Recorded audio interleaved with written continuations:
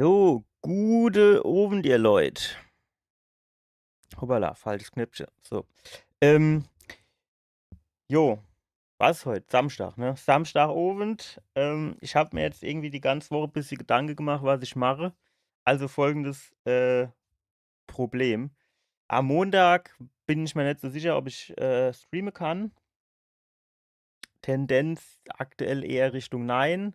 Wenn, dann eher Zufall, sagen wir mal so.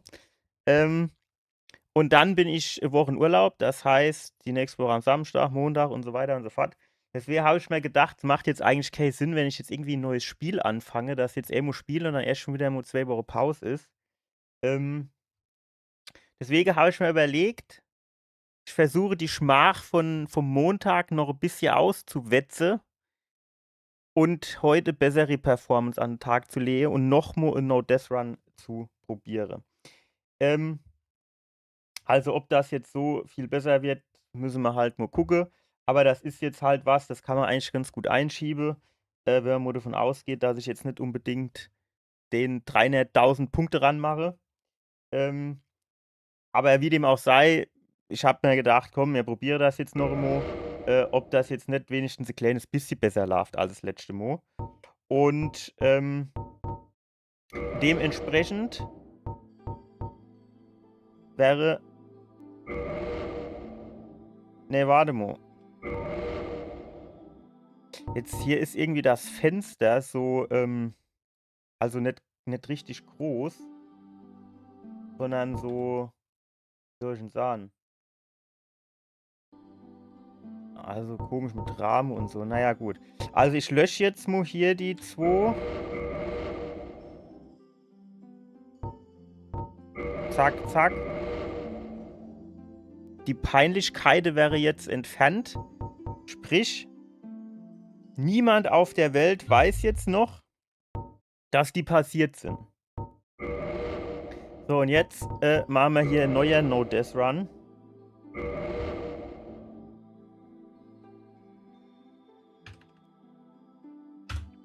Und dann gucken wir mal, ob das jetzt vielleicht besser läuft.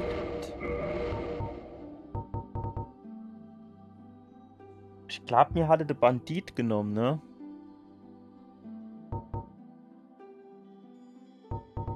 Ah, komm, nehmen wir den Bandit.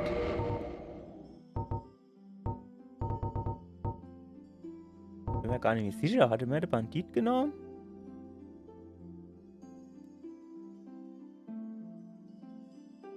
Glaub schon.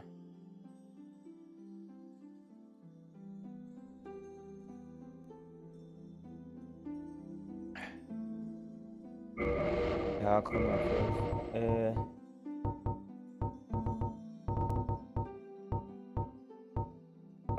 Gespenstisch. Was ist dann gespenstisch?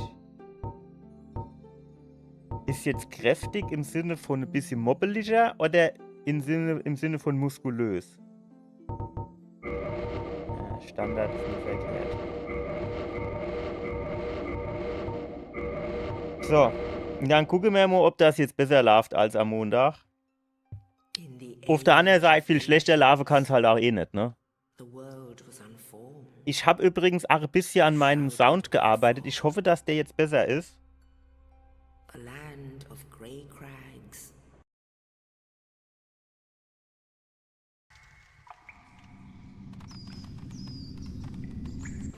Also, soundtechnisch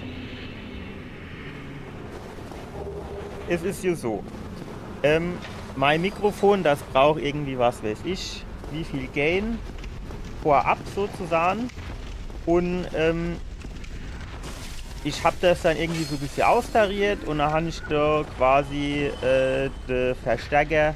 Also ich habe sowieso Preamp drin, weil ohne ist es halt tatsächlich ein bisschen wenig. Und dann habe ich den eigentliche Verstärker auf 11 dB gehabt. Und das könnte sein, dass das halt ein bisschen hoch war. Jetzt habe ich den auf 4 dB runtergeregelt.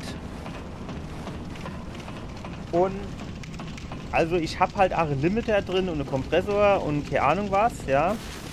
Und ein Noise Gate. Und in meiner Vorstellung war das halt so, ja gut, pass auf, ich habe hier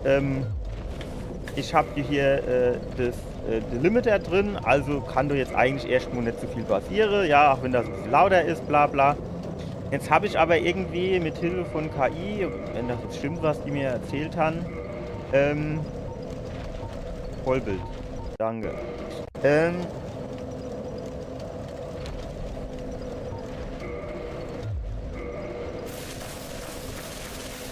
Also jedenfalls hat die KI gesagt, ja, dieser Limiter, der steigt quasi erst ins Geschehen ein nach dem Vorverstärker. Das heißt, wenn der Vorverstärker schon zu laut ist, kann der Limiter quasi das nicht mehr einfangen. Also ist jetzt tatsächlich meine Hoffnung, dass es jetzt besser ist mit 4 dB Verstärkung. Ich habe ein bisschen geguckt und gemacht, ob es vielleicht sogar noch ein bisschen weniger tut. Da habe ich gesagt, ja, dann ist er vielleicht ein bisschen zu wenig, ein bisschen mehr ist vielleicht, also lange Rede, kurzer Sinn, das hat jetzt auf den ersten Blick erstmal gut ausgesehen und da müssen wir jetzt halt mal abwarten.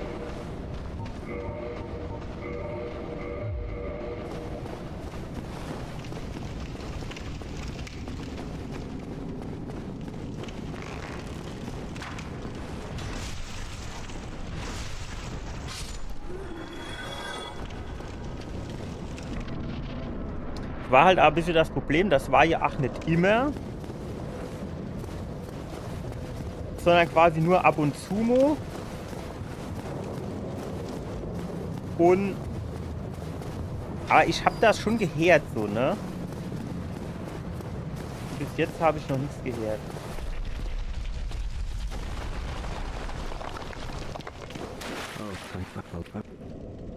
Regrettably,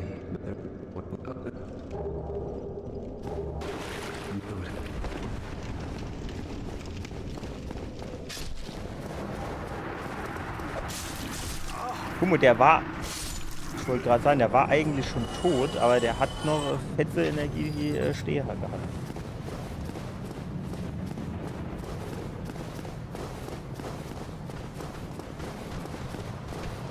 Ich muss hier sagen, jetzt zum Beispiel dieser Jack FromSoft, ne?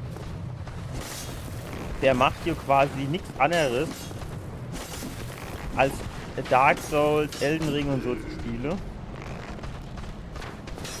Und Life of Timo und so, aber also schon viel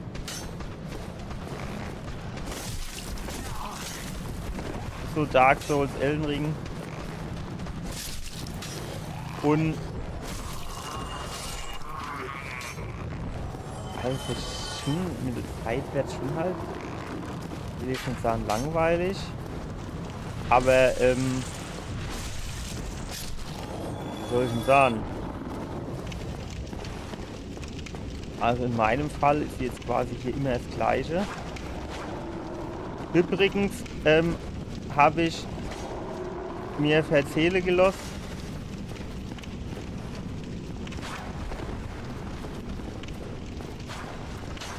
wenn du, also das geht irgendwie nicht, finde ich. Wenn man Lock-on hat, hieß es, dann kann man nur in 4 Richtungen rollen. Und man soll quasi nicht Lock-on machen. Und wenn man nicht Lock-on machen wird, und dann kennt man quasi hier auch einfacher Backsteppe. Aber das konnte ich jetzt noch nicht so verifizieren. Ich bin mir jetzt halt auch ehrlicherweise nicht so sicher, ob dieser No-Death-Run der richtige Moment ist, das auszuprobieren. Wie man eben gesehen hat.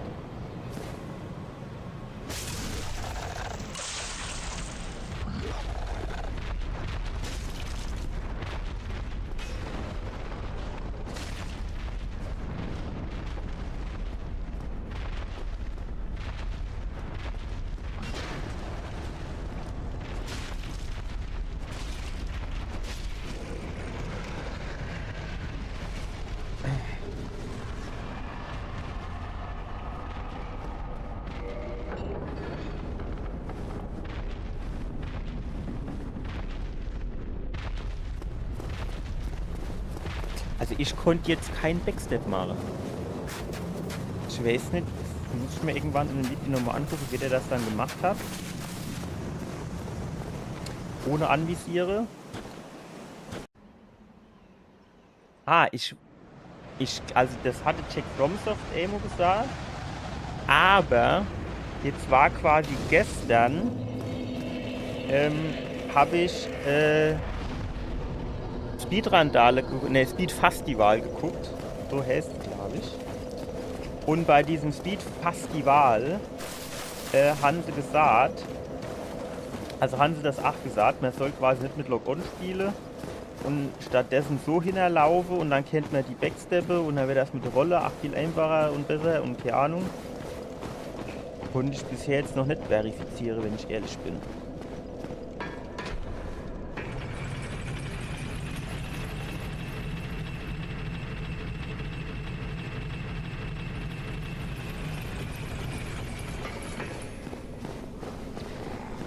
Ah, habe ich vergessen. Ich wollte dir eigentlich Heimkehrknochen und Gedöns holen, ne?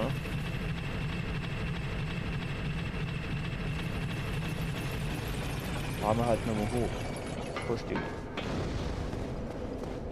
Weil ich fairerweise sagen muss, diese Passage hier, die treibt mir schon auch immer so leichte Schweißperle auf die Stirn. Weil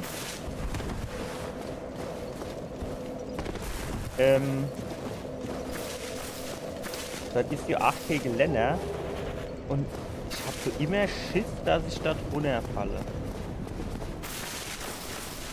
So war irgendwo doch noch so Feuerbündel. Ich habe übrigens neue coole Taktiken gesehen, die ich heute natürlich direkt versuche zu implementieren, ist klar. Stopp, falsche Richtung. Hier lang. Ich zeige euch dann bei Gelegenheit, welche Taktik ich meine.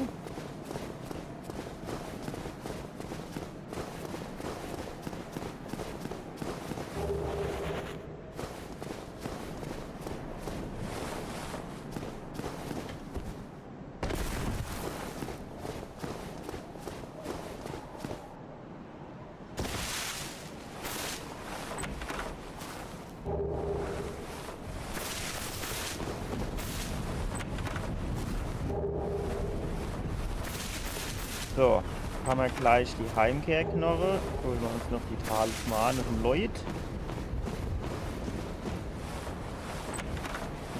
Und dann machen wir hier den Abgang. Lassen wir, wo die Skelette schön links liegen.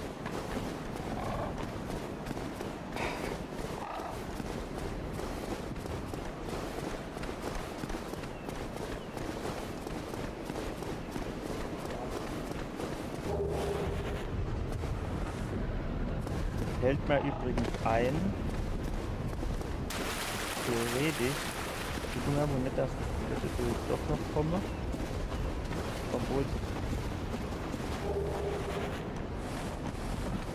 komme die doch.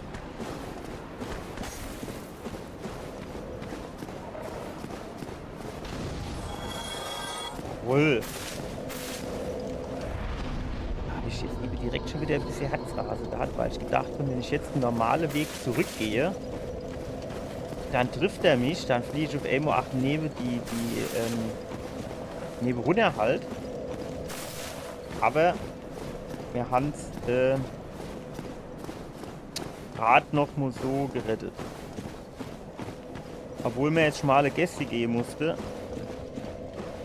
für meinen Geschmack dann auch wieder ein bisschen zu gefährlich ist, aber gut. So. Jetzt schnappen wir uns oben beim Drache die Seele und das Schwert.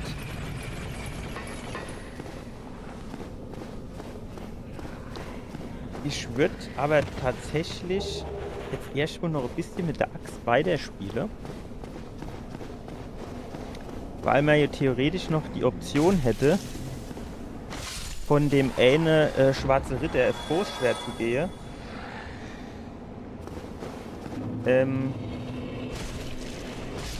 Und wenn man das kriegen würde, dann wäre das halt echt eine super geile Variante, wenn man das Großschwert nimmt. Da braucht man aber halt 20 Stärke und kein Wille. Und deswegen, wenn ich jetzt dann aber, keine Ahnung, 5 Level oder so in Wille mache,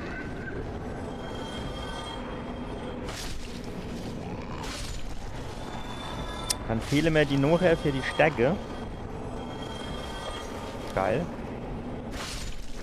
Und deswegen würde ich das jetzt der erste Mal vorübergehend mit der Axt weiterspielen.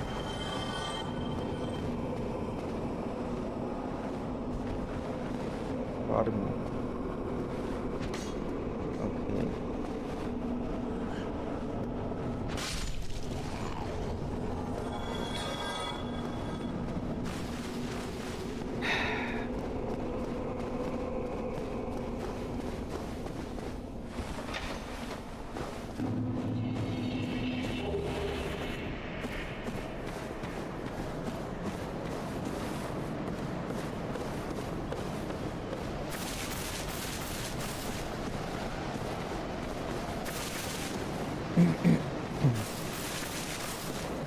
Bin ich mal gespannt, ob wir jetzt beim Black Knight wieder verkacke.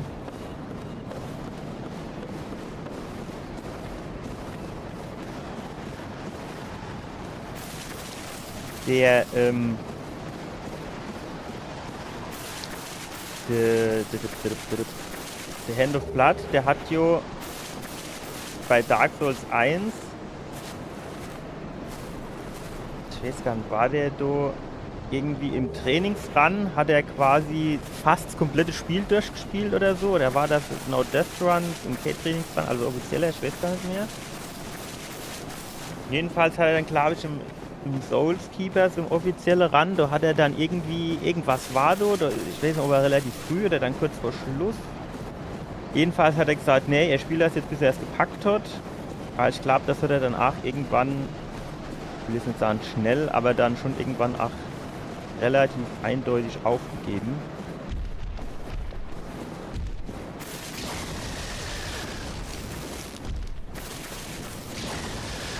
Aber an der Stelle, ne, so kriege ich echt direkt so bis die Herzrase, weil er mich da jetzt schon zweimal runtergekickt oder fast runtergekickt hat. Also einmal hat er mich runtergekickt und zweimal fast runtergekickt.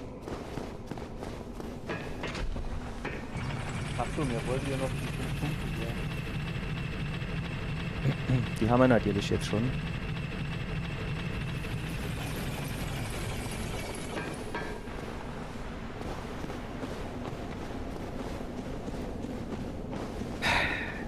Das ist halt auch wieder sowas, ne? Das habe ich im Training 5, 6 Mal ausprobiert.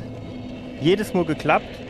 Da habe ich überhaupt gar keinen Gedanke dran verschwendet, dass das hier an der Stelle schief gehen könnte. Und jetzt, wenn ich dorthin gehe, habe ich direkt Schiss, ey.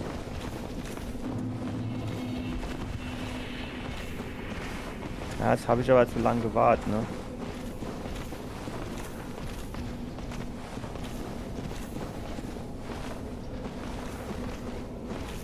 Überlege ich, ob ich den resetten muss. Oder ob ich so an dem vorbeirennen kann.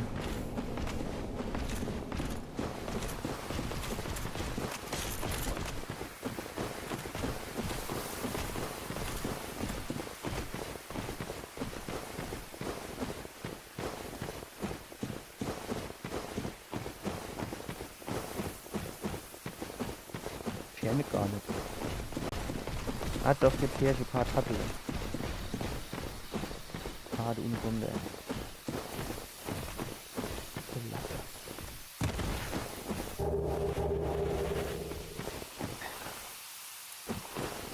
Jetzt könnte man theoretisch kurz warten, bis er ein bisschen weiter wieder Richtung Heimat gelaufen ist.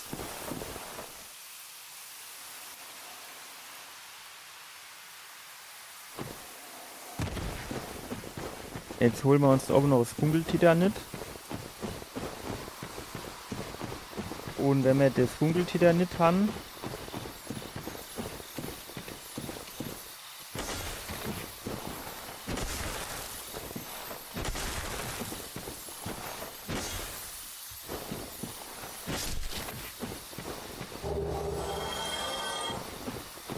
dann gucken wir, ob wir noch das Graswabbeschild kriegen. Wir tun schon mal hier der Heimkehrknorre ausrüsten.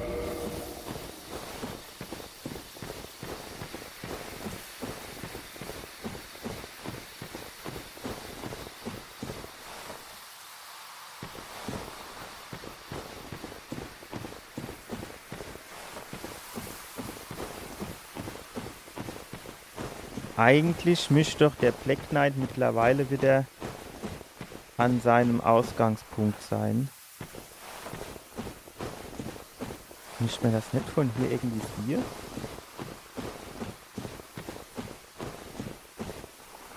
Hier unten ist das Schild.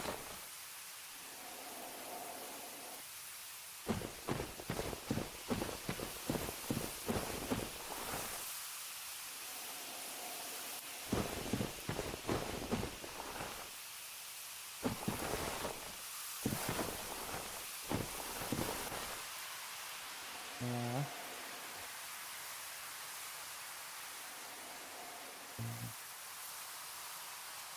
Ich gehe jetzt noch mal kurz hoch. Theoretisch müsste ich doch von der Ecke runterspringen können, ne?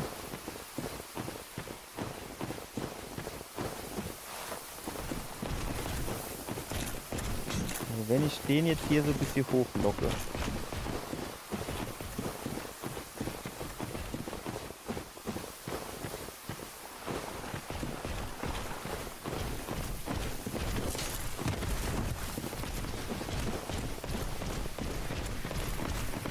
Dass der da drunten in der Ecke weg ist, dass wenn ich mich hier drunter falle oder so,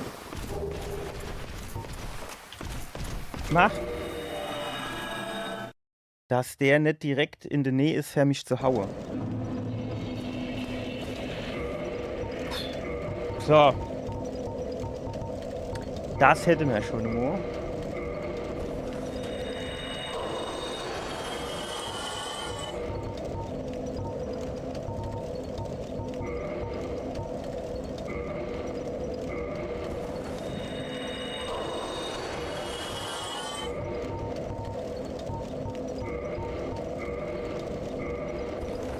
Die andere 600 oder wie viel Seele, die behalten wir immer noch.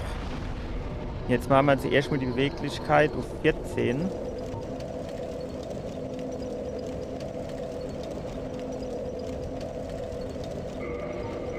Für den Bogen.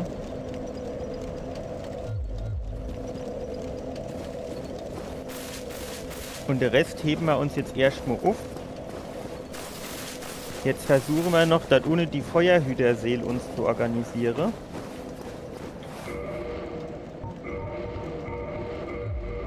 Mit dem Cross-Wappenschild.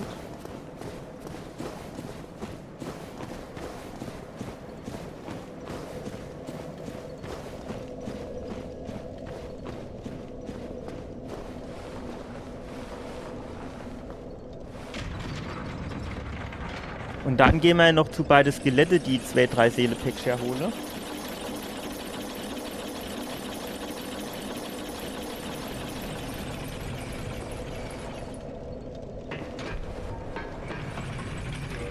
Könnte man eigentlich diesen Heimkehrknochen wieder ablegen. Also eigentlich wäre ja die Taktik, man rennt hin, holt das scheiß Ding und benutzt dann der Heimkehrknoche. Das ist mir aber irgendwie zu riskant, weil ich da irgendwie Strecke weiß, also wenn der nicht standardmäßig auf dem Ja steht und ich irgendwie noch das Ja andrücken muss manuell und dann ist die Wahrscheinlichkeit, dass ich das verkacke, relativ groß. Ist mir irgendwo passiert im Training.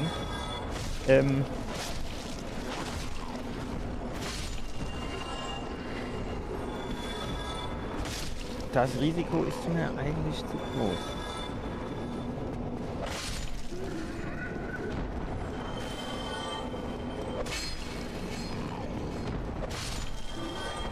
Und deswegen ist mir es eigentlich sicherer, wenn ich gehe, die Geister da ohne kämpfe, weil ich dann im Zweifel noch mal schnell abhauen kann.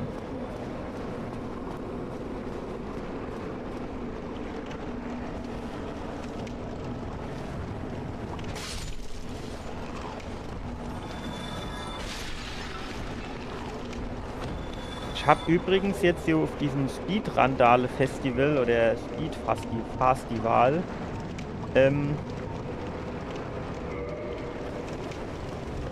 der hat übrigens gesagt beim No-Hit-Run,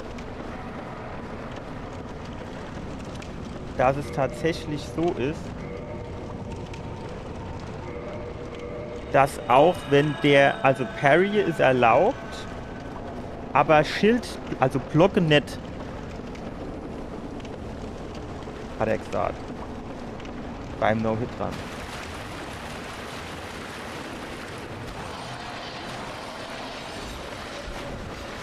Man muss jetzt natürlich fairerweise sagen,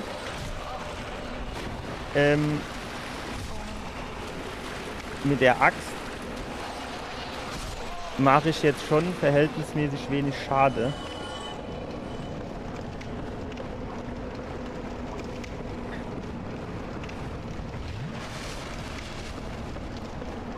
Da habe ich mit dem Artorias Schwert, oder wie es heißt, schon mehr Schade gemacht.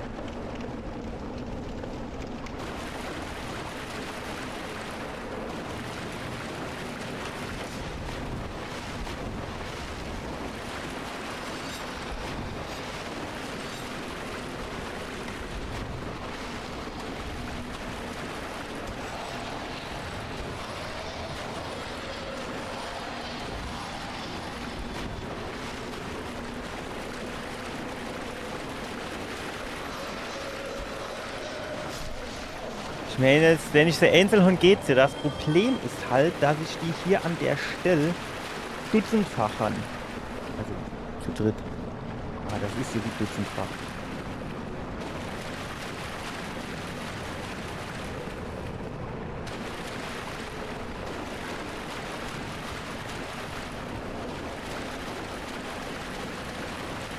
Oh, jetzt habe ich mich ein bisschen verlockt. Ah, hier ist der Ausgang. So, jetzt ist die Frage, wenn ich jetzt hier hinrenne, ist hier der eine, der ist hier quasi wieder hier gesettet. Wow, kommen wir jetzt hinterher oder was?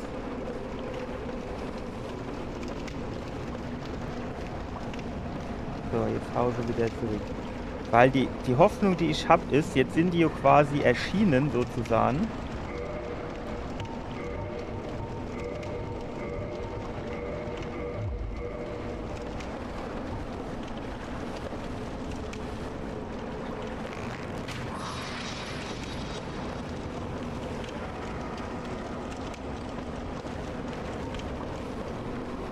Hätte ich jetzt irgendwie die Hoffnung, dass ich die jetzt doch so ein bisschen nocheinander machen kann. Wow! Shit, ich hab gedacht, der eine wäre weg. Nee, komm, das ist mir jetzt zu riskant. Wir rennen jetzt hier hin. Dann rüsten wir die Heimkehrknorre aus. Weil wenn die da vorne rumzappeln, die sind jetzt nicht so schnell unterwegs. Dann, wow, dass die jetzt so weit daherkommen, das hätte ich jetzt nicht gedacht. Eigentlich müsste der untergehen, wenn der über das Wasser petzt.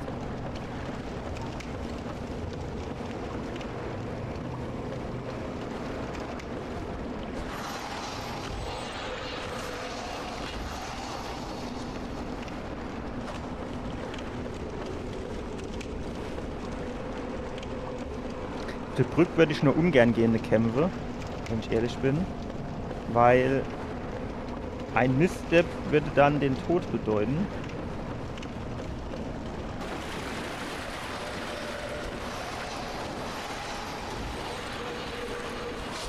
So. Und die anderen zwei sind jetzt irgendwie wieder zurückgegangen in die Walachei oder was?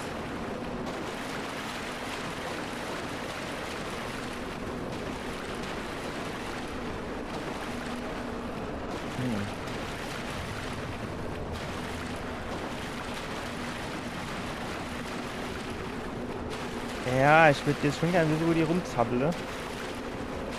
Weil ich jetzt echt keinen Bock hab.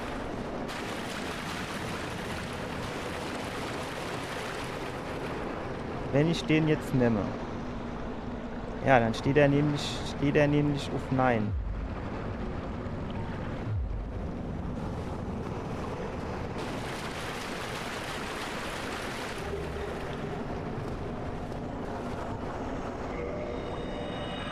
Okay, keine Ahnung, wo die rumgezappelt sind jetzt, aber Hauptsache sie wahre Fahrt.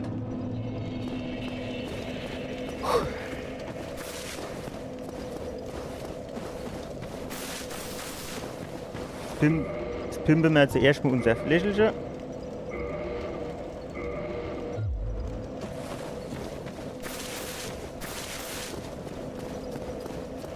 Und dann gehen wir noch zu den Skelette unser Seelepäckchen holen.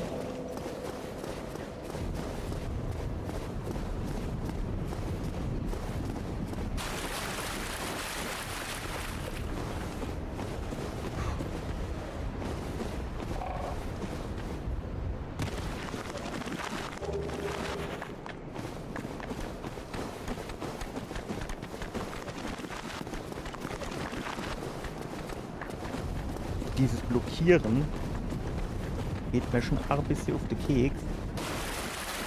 Also, ich bin ja jetzt eben, also wenn du dir irgendwas aufnimmst und dann kommt dir dieses Pop-up, wo du auf OK drücken musst.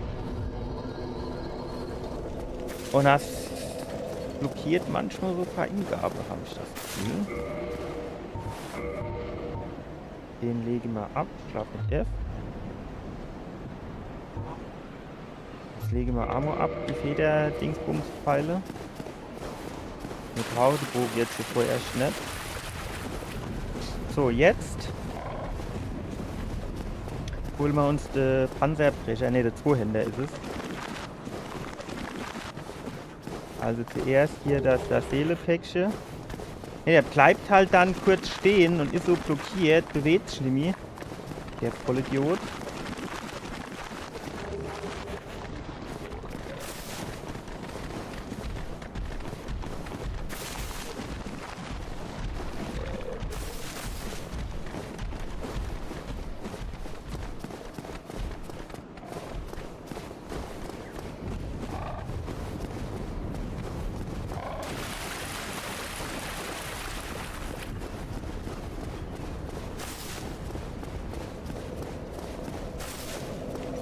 So.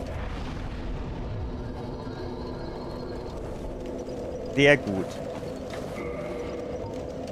Was wir jetzt als nächstes machen ist, wir tun mal ein paar Menschlichkeiten poppen. Dann machen wir uns mal menschlich.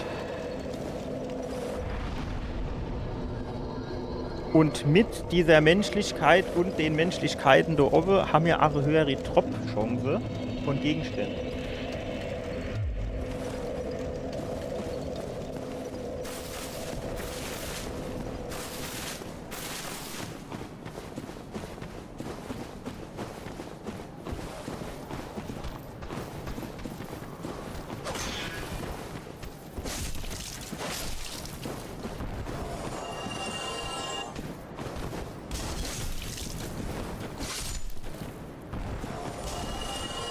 So.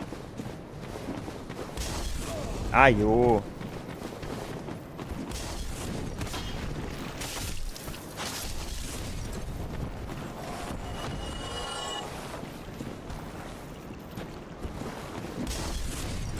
Eigentlich müsste er sich doch selbst in Flamme setzen, ne?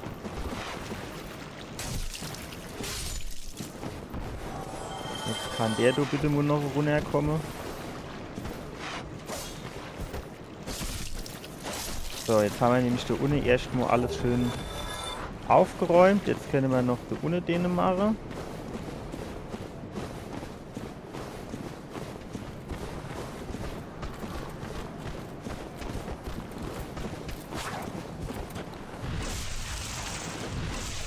Ratz. So, jetzt Vorsicht beim Item insammeln. Dass man nicht aus Versehen den Abgang machen.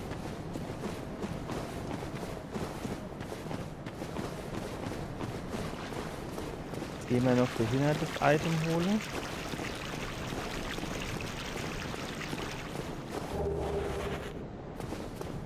Schön langsam mal.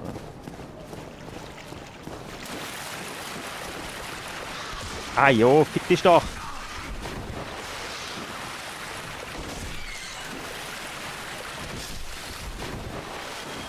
Hätte ich jetzt gerade gebraucht, ey. Normalerweise, wenn ich hierher komme, dreht er sich direkt wieder um und guckt zuerst ein bisschen verängstigt in die Gitter, da sich ein Schee in Ruhe von hinten kaputt machen kann. Aber diesmal hat er eine andere Idee gehabt, ne?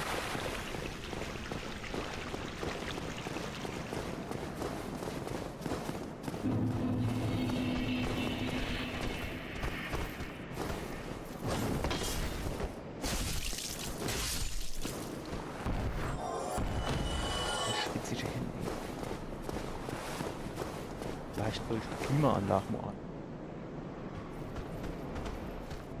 Dass du ein bisschen frischer wird.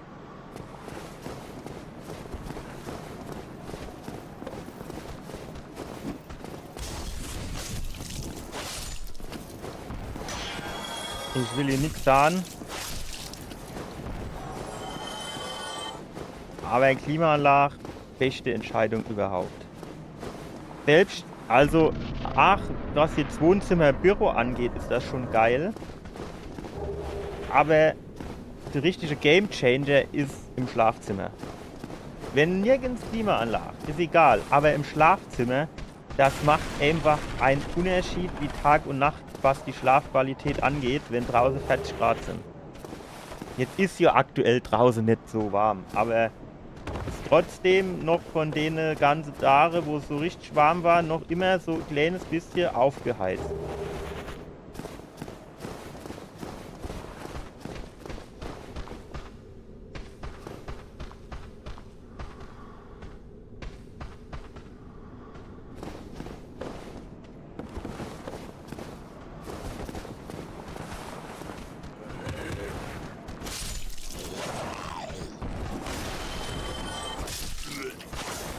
So, jetzt manchmal kommt doch von hinten noch einer und manchmal nicht. So, jetzt, der kommt doch so bestimmt gleich irgendwo runtergehupft.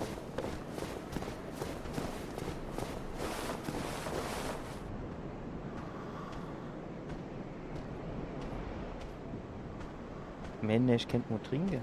Ne, guck, da oben hopst der schon.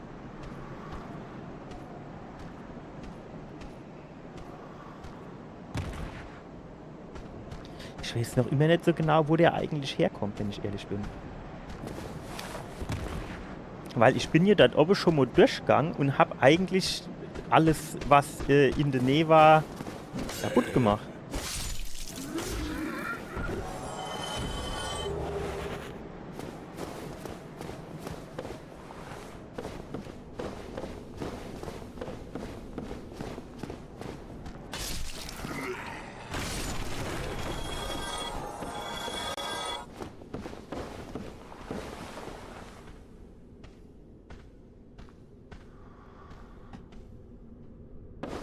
Gedacht, die käme jetzt so irgendwie zu mir. Das nur einer, schon gedacht, es wäre noch zwei. So wie der da hin und her zappelt, will der doch bestimmt, dass der mich da irgendwie in eine Falle drin lockt. Ich wusste doch, dass noch zwei sind.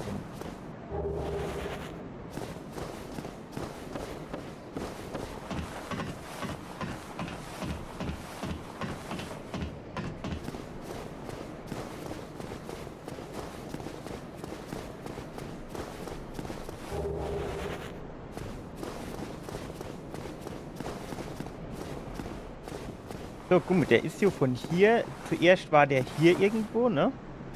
Gut, es könnte natürlich sein, dass der hier auf der Mauer gestanden hat und mich gesehen hat, wie ich hier durchgelaufen bin und dann von der Mauer runtergesprungen ist. Ja, das könnte natürlich sein. Wenn ich so jetzt näher drüber nur denke.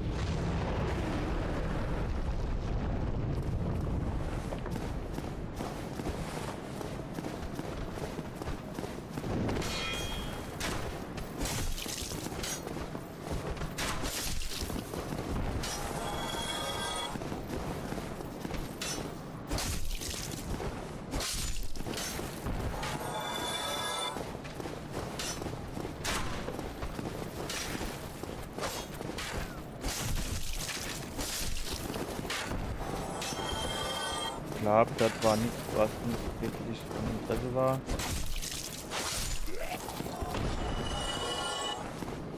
So, das Leuchtfeuer brauchen wir jetzt noch nicht, das machen wir dann gleich. Wir machen jetzt erst den Weg hier.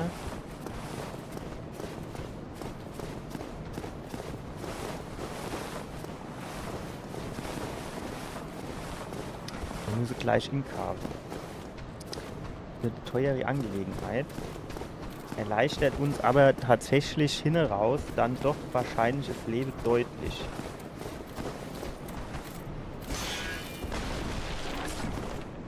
Normal macht er doch als Play. Ey, mach doch bitte jetzt diesen Tritt.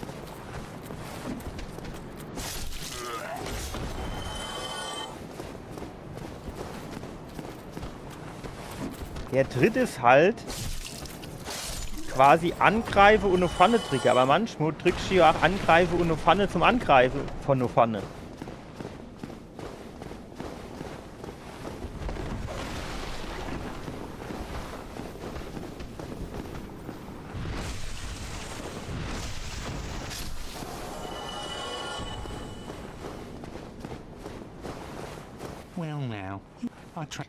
Bubble, Bubble. Gegenstand kaufen. So, was mir kaufen wollen, ist eine Feuerbombe. Und Pfeile.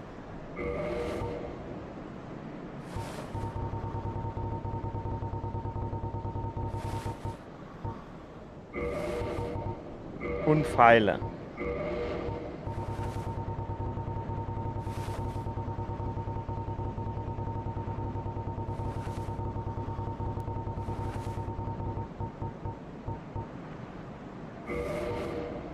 So. Thank you kindly. Jetzt wäre eigentlich die Sache, wenn ich jo den jetzt umbringe, müsste ich doch eigentlich meine Seele wieder zurückkriegen. Weil der hat hier jetzt im Sack, also in seinem Geldbeutel quasi drin. Und wenn ich den jetzt umbringe, dann hole ich die Scheine aus dem Geldbeutel wieder raus. Aber so ist es halt nicht. Das ist halt ein bisschen komisch, ne?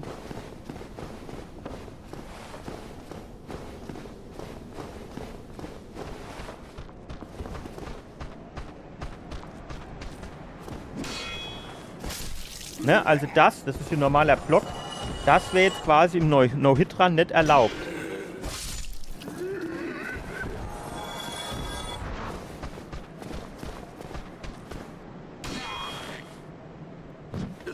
Zack. Das, ja, das ist hier Parry. Das wäre erlaubt. Aber da ich so extrem gut drin bin, mache ich das halt nicht. Also, Parry.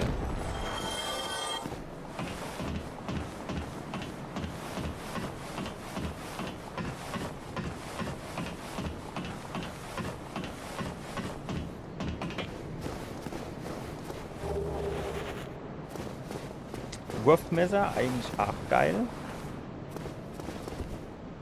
Weil ich mit dem Wurfmesser quasi die Gegner ablenken kann.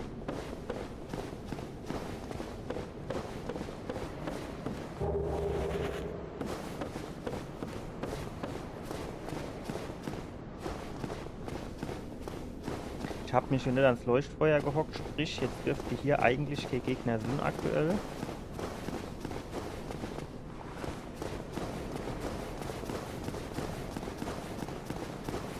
Jetzt hocken wir uns ans Leuchtfeuer.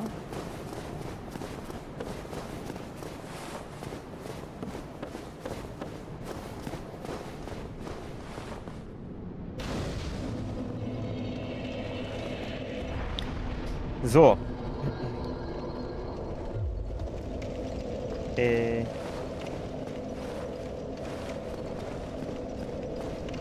Bevor ich jetzt da rausgehe, wollte ich mir mal kurz angucken.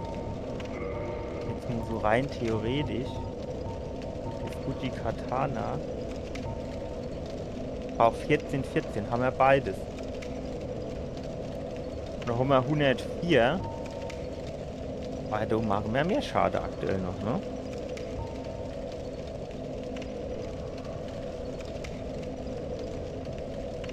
Weil du machen wir 111 und So wären es für maximal 104.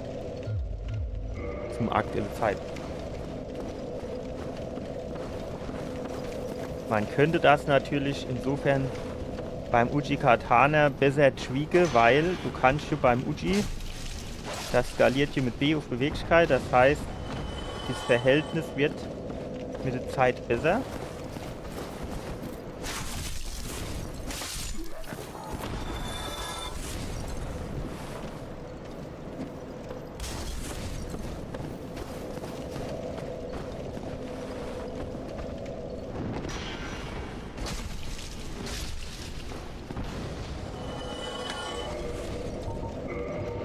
So, jetzt rüsten wir noch die Standardpfeile aus.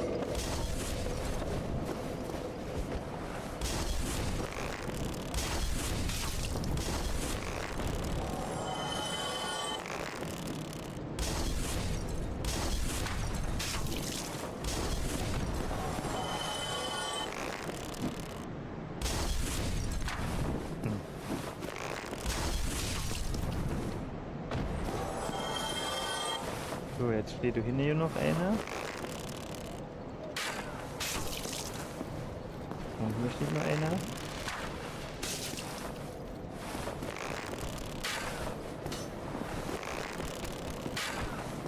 Ach, ja, dumm, ey, so ein Scheiß.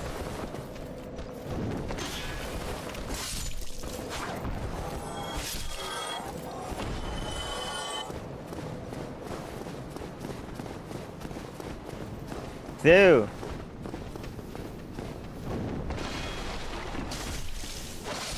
Was mit der?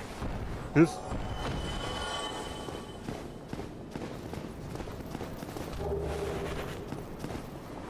Aha. Normal kommt der, also die letzte paar Runs ist der nicht hier rausgerannt kommt, aber der Schendo drin auf mich gewartet eigentlich, ne?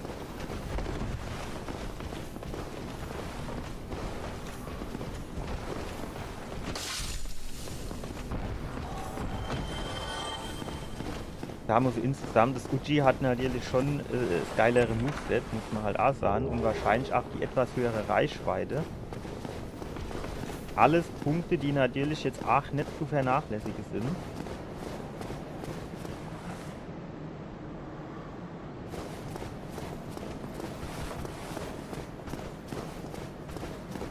Schon normal wäre die jetzt so, glaube ich, runterkommen. Die haben wir schon, glaube ich, sie. Müsste eigentlich.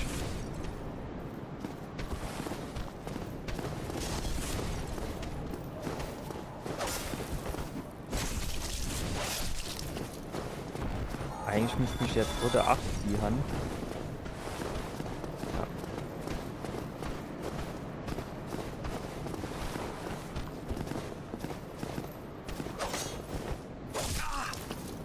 Mit dem zweiten habe ich tatsächlich nicht gerechnet, wenn ich ehrlich bin.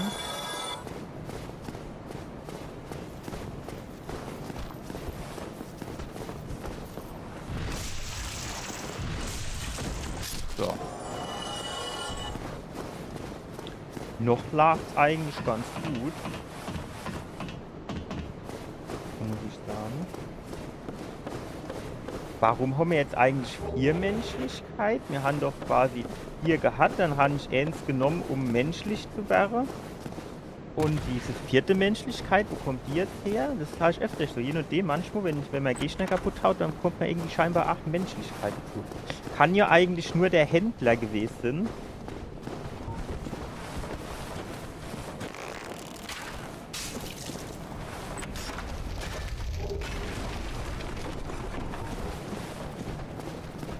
Also, weil das musste dann ein besonderer Gegner quasi gewesen sein.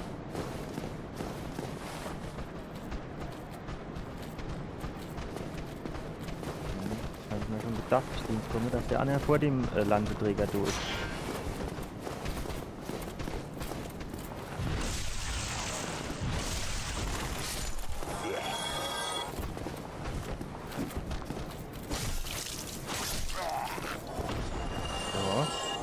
Machen wir da oben noch den Meister Flitzebogen kaputt.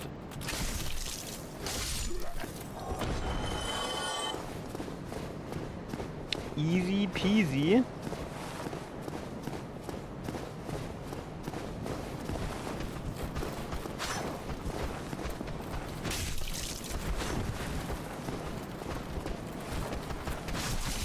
Wow. So wäre die Geschichte fast wieder vorbei gewesen, ne?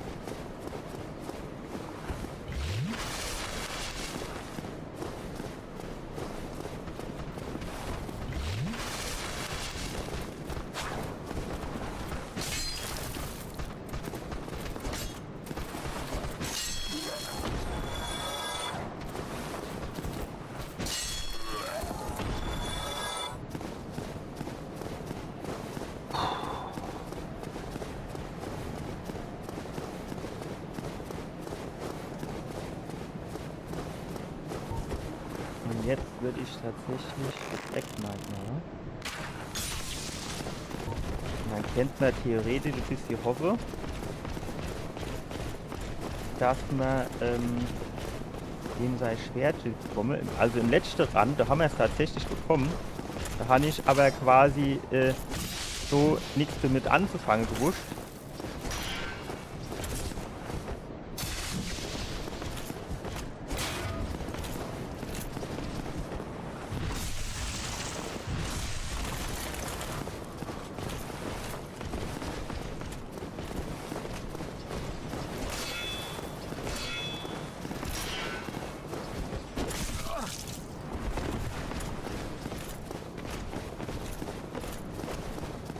Müssen wir mal was trinken. Was tun mit dem Trinken?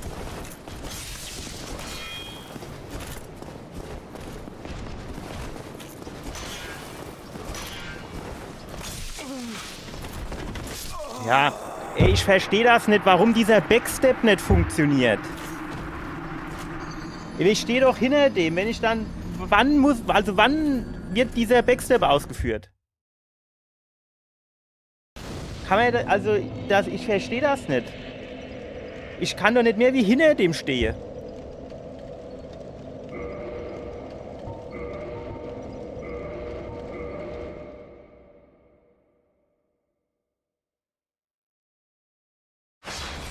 Ich habe jetzt 3 Mal hinter dem gestanden, oder 4 Mal, wo er einfach ein normaler Schlag statt diesen Backstep gemacht hat.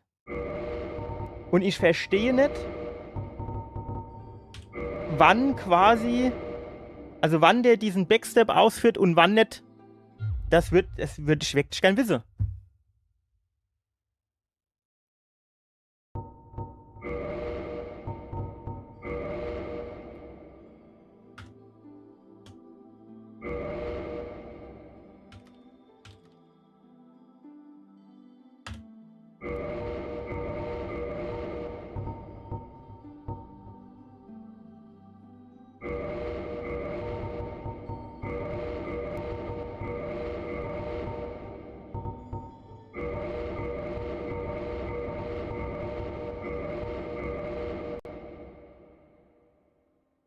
DS1 In the age Backstep. of ancients, the world was unformed, Backstep Attack. shrouded by fog. A land Nein.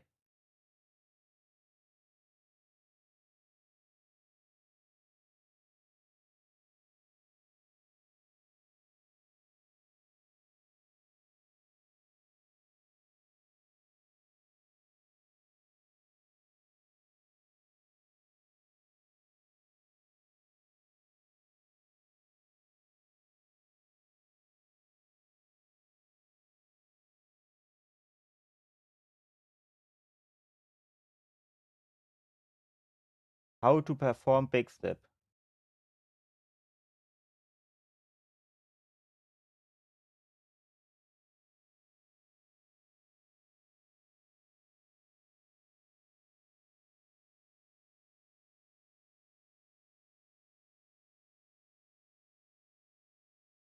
Habe ich vielleicht aus Versehen mein Schild offen gehabt? Hier steht mir das Schild nicht offen an.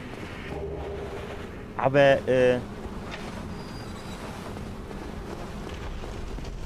also...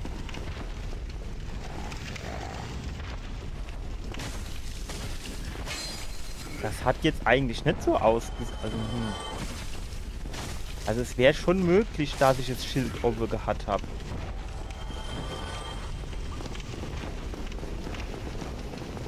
Aber das ist mir schon so oft aufgefallen.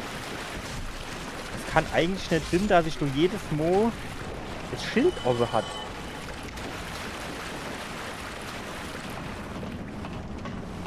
Das ist irgendwie komisch.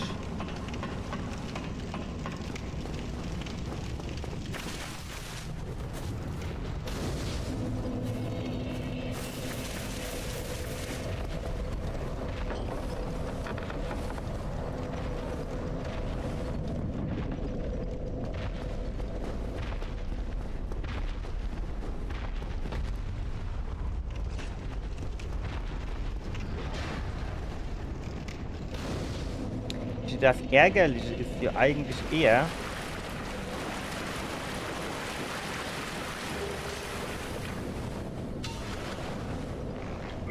dass ich hier immer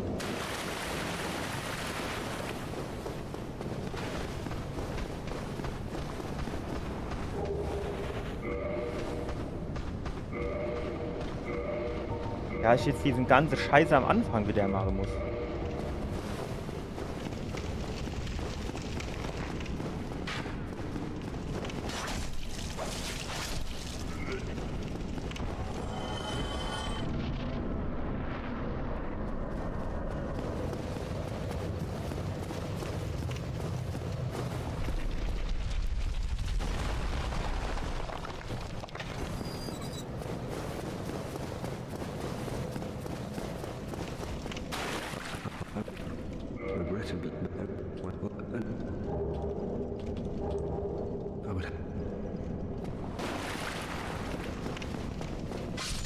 Und ich war jetzt eigentlich so geil durchgekommen, ne?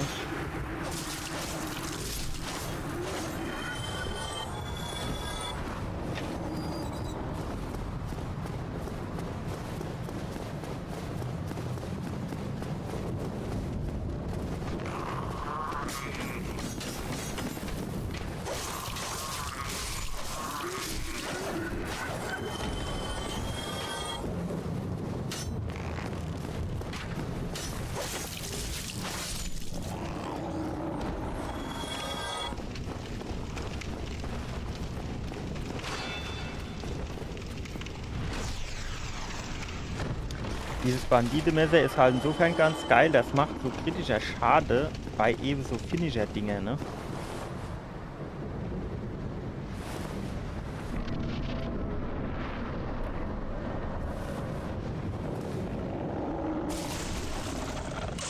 Also insgesamt macht er jetzt schon weniger Schaden, ne?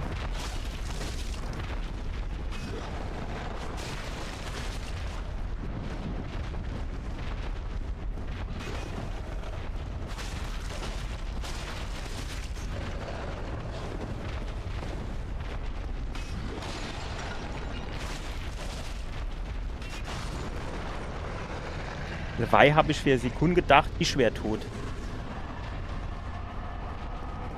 Weil ich nur dieses gehört habe und sonst nix. Und er noch da gestanden hat. Gut, das dauert ja immer, bis die dann tatsächlich abnippeln.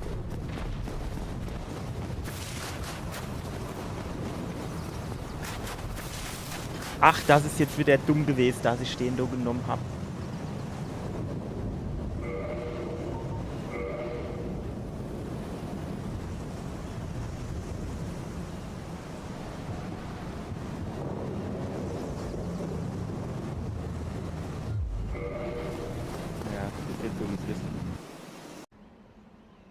Du weißt ja gar nicht, ob du von dem Black Knight das bekommst, was du sehen willst. Von daher...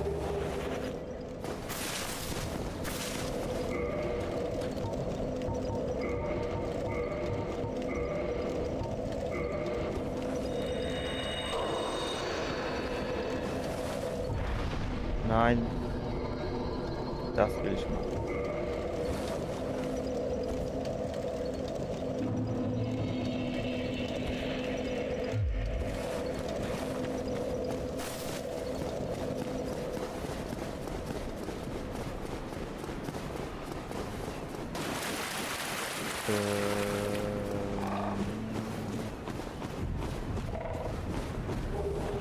Sollen wir hier...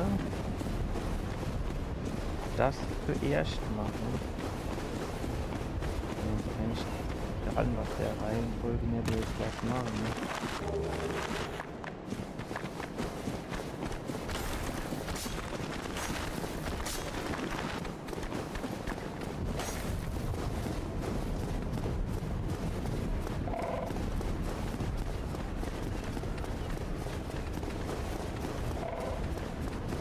Ganz wie es ist, der Bandit ist viel geiler, ne? Da ist halt bei dem hier der Vorteil, der hatte Generalschlüssel schon frei Haus. Und der kann jetzt quasi die schwarze Feuerbombe sich holen. Aber der Bandit, der hat halt schon direkt, ich glaube, 14 Stärke von Haus aus. Hat mehr Kondition, hat mehr Vitalität. Eigentlich die ganze Sache, die man brauche, ist der besser. Außer bei der Beweglichkeit. Da hat der halt schon immer 50 vom Fleck weg, ne? Wo der andere nur, keine Ahnung, ich glaube 9 oder 10 hat. Ich glaube 9. Ich weiß nicht genau. Ich nenne es der Regel 9.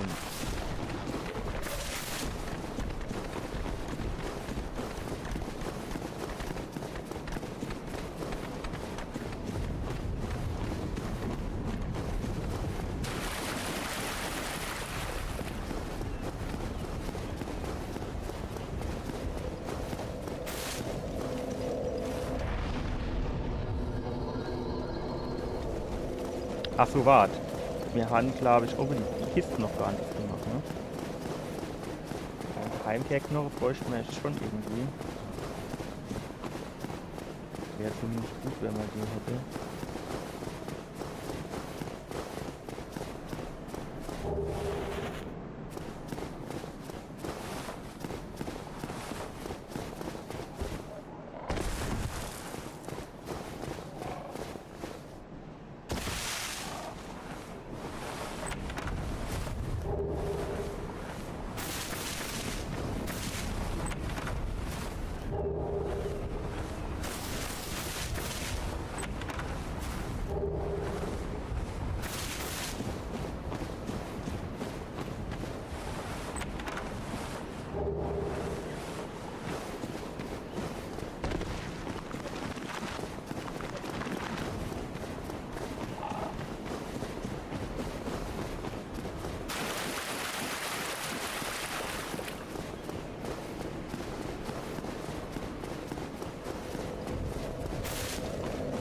Und der Bandit, was halt auch geil ist, ne, der hat halt von Haus aus das Spinnenschild, was gegen Vergiftungsschade hilft.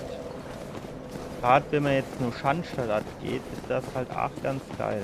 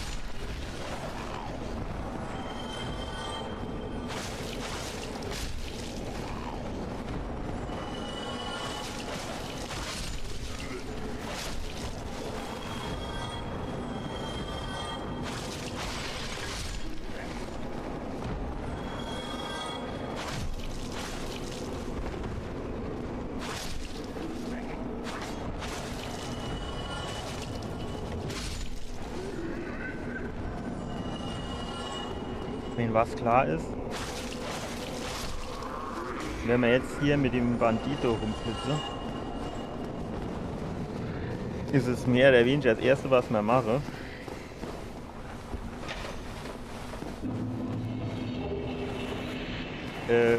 Wenn wir nur das Ujigatana haben, dann tun wir das Ujigatana ausrüsten. Klar, ne?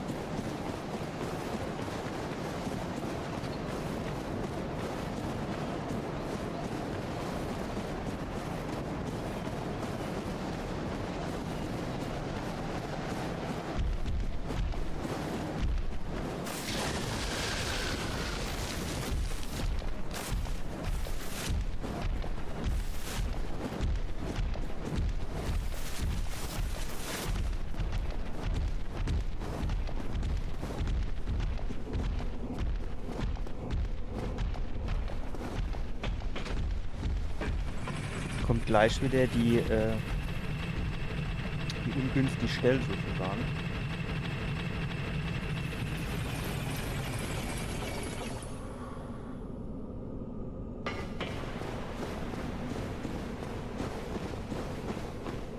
So, wir aktivieren das Leuchtfeuer.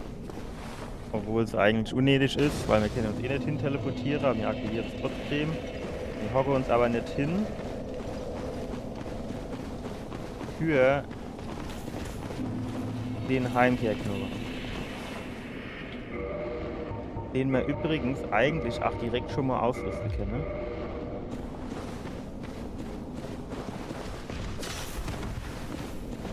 Ich bin so ein kleiner Wichser, der ist denn wieder so. Wenn du Rinholz gehäst, kommt er nicht. Haben sie gesagt.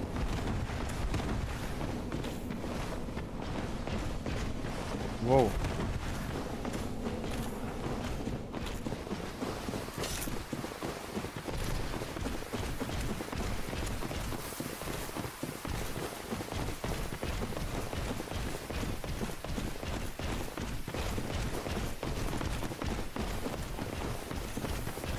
Waren das für Filme?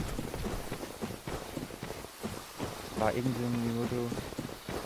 Mach das und das, sagten sie. Mach das und das, sagten sie.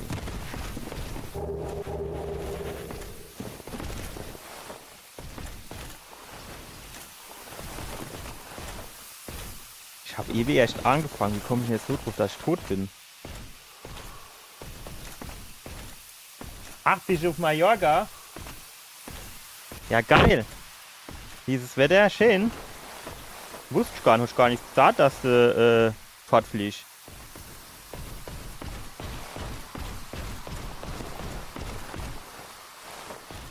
Ich hab mal geguckt. Wenn ich die nächste Woche nur Lanzarote fliehe, haben sie nur noch 20 Grad gemeldet, die Woche 30. Was macht denn der Uni jetzt? Klingelpiez mit anfassen oder was? Wie lang kommt der da wohl nur gelaufen?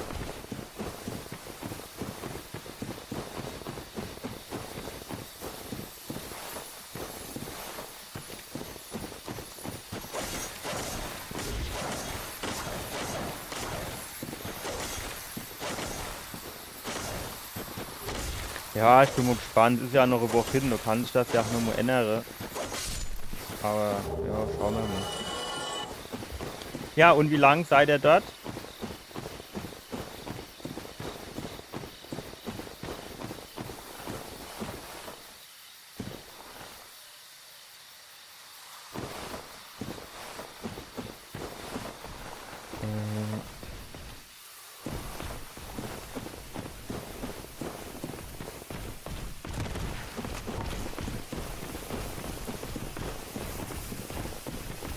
Donnerstag, ja gut, mein Logger ist jo quasi relativ schnell geflohen. Also dort ist es jo quasi,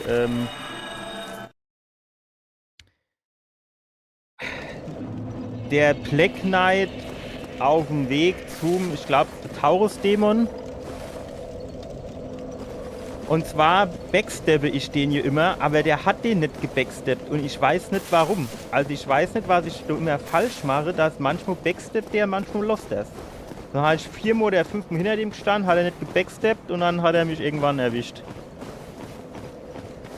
Weil das ist jo, meine Waffe ist zu dem Zeitpunkt halt noch zu schwach, ja. Und da muss ich den halt schon backsteppen, so, weil wenn ich den normal mit der Waffe treffe, macht halt nicht viel Schade.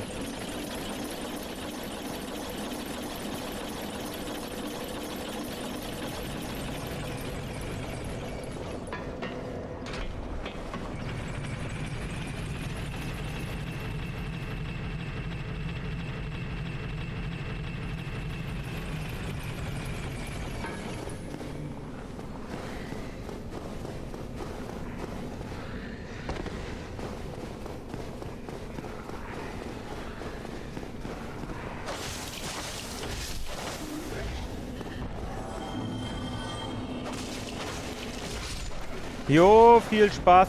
Erhol dich gut. Schöner Gruß an die Familie. Ciao.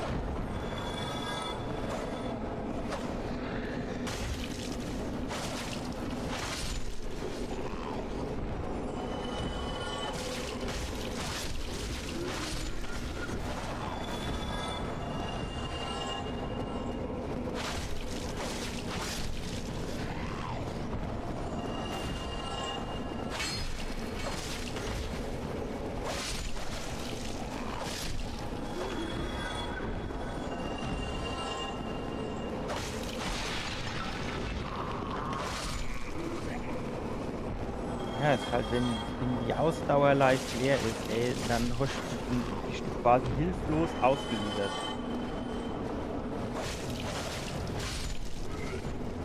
Muss man halt echt sagen. Ne? Weil du kannst dann keine Ausweichroll machen. Du kannst nämlich schlagen.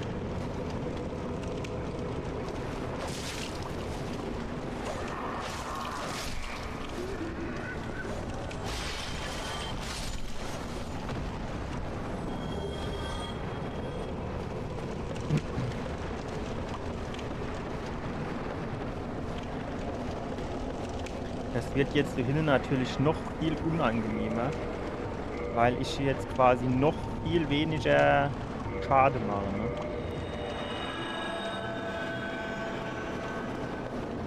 Aber es hat keinen Wert.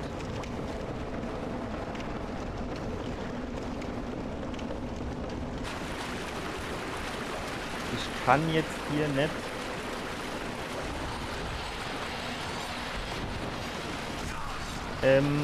oder ich will jetzt hier nicht durchrennen.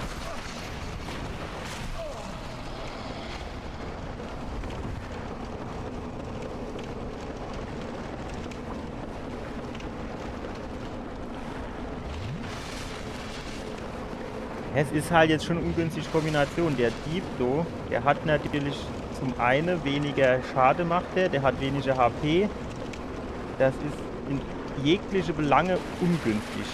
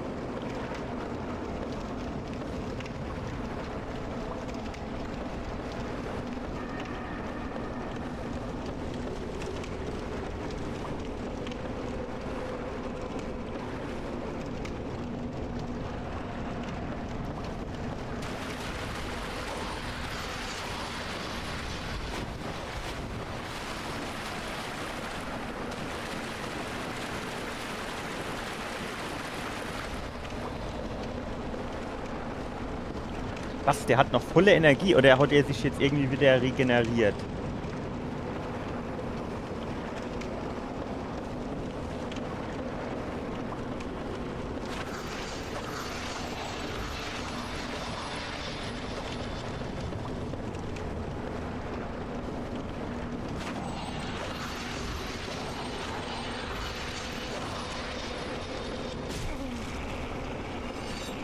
Die Reichweite von denen ist halt echt brutal.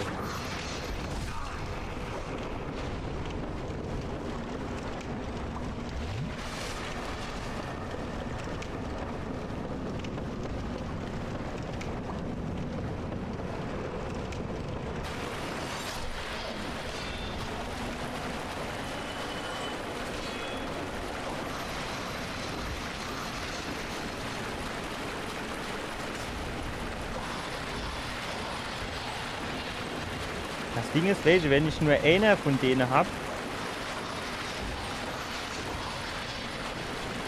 dann ist es eigentlich, ach, jetzt weniger das Problem.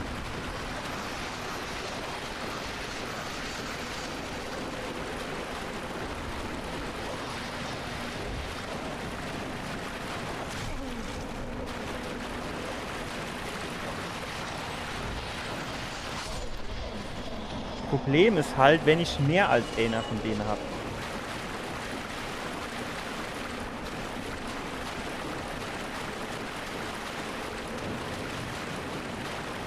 So habe ich auch immer Schiss, dass ich beim Zurücklaufen dann so runterfalle. Jetzt tun wir die Versuche hier vorkommen zu lassen. Alle gar schön.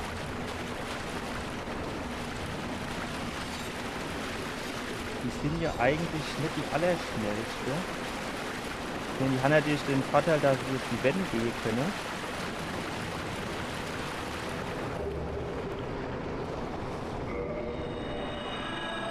Aber wenn ich die vorziehe, dann ist eigentlich nicht dann schnell genug sind.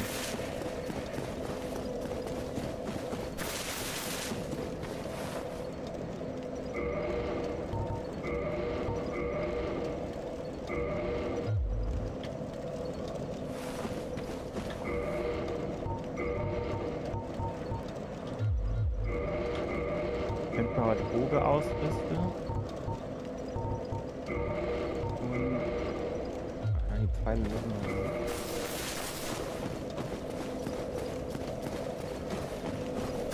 Das Schlimme ist ja eigentlich, dass ich zum 12.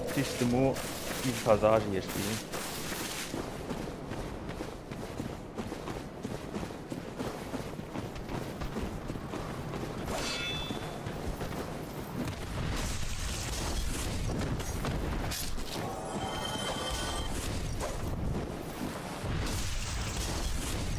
Ey, Moto kann ja den Backstep machen, aber obwohl den scheiß Black Knight, wo ich es gebraucht hätte, das ist es natürlich nicht gern.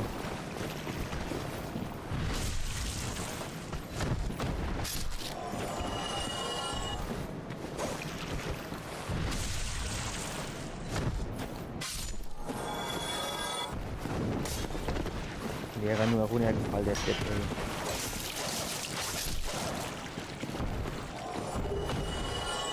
Brandbomben sind natürlich ganz gut. Die neue Taktik von mir.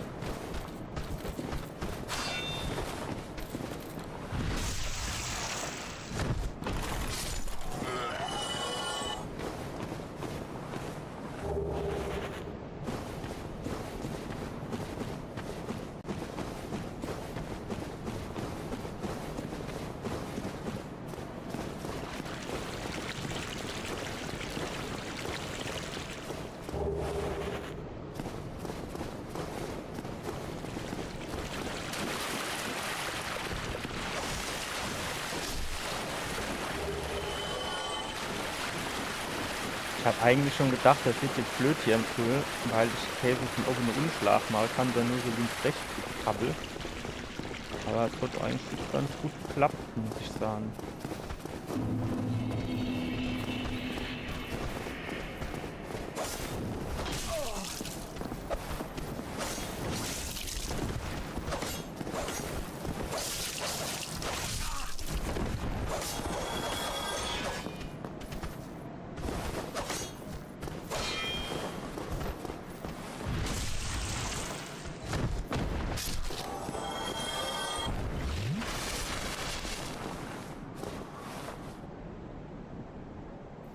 dieser Brücke hier ist aber auch kein Gegner.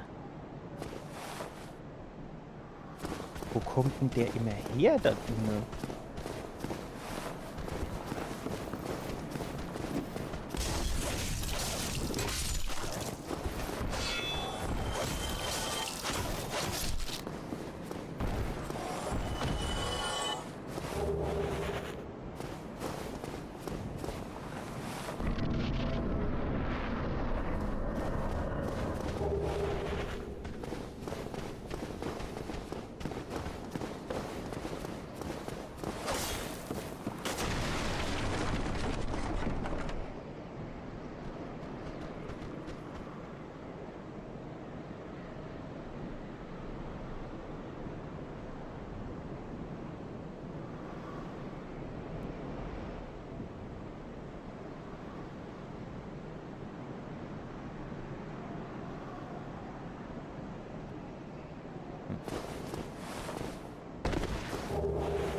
Ich hab keine Ahnung, wo der immer herkommt.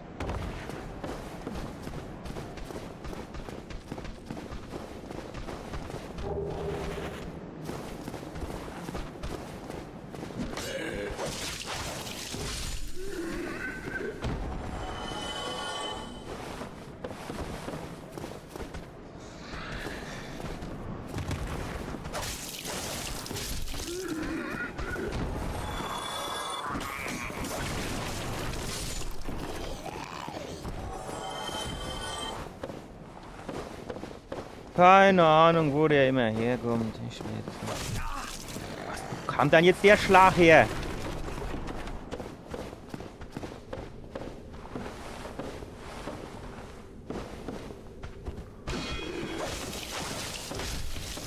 So, da müsste jetzt eigentlich noch irgendwo einer kommen.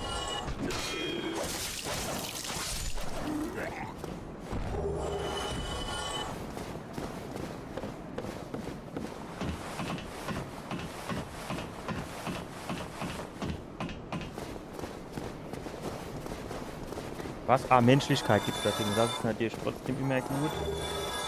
Okay, was hier welchen du jetzt gestoppt?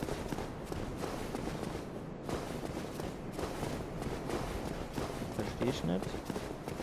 Ach, hier sind jetzt eigentlich keine Gegner mehr gewesen, aber okay, ich nehme natürlich die 20 oder 40 Seele.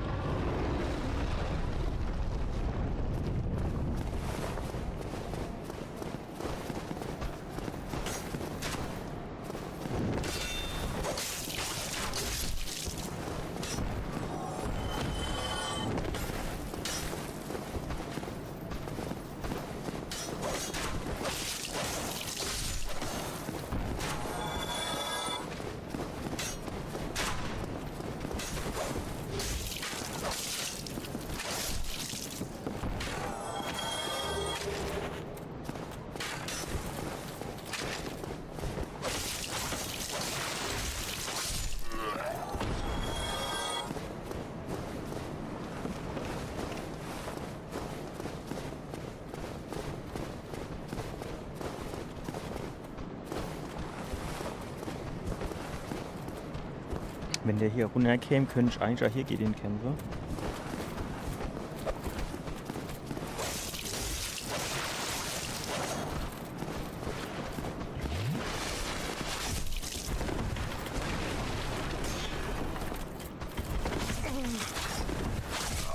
Ah jo.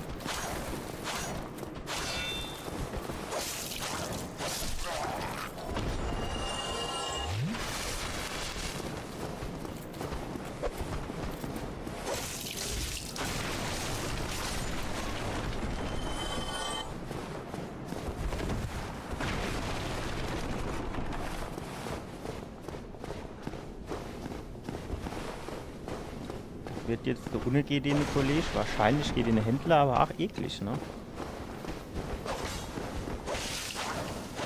Oh, jetzt habe ich schon wieder eigentlich hinter dem gestanden und er hat trotzdem kein Backstep gemacht.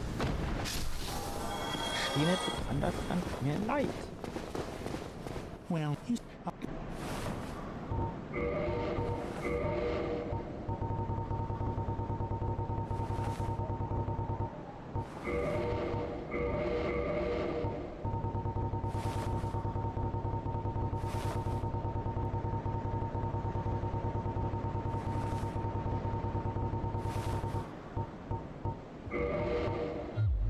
Thank you kindly.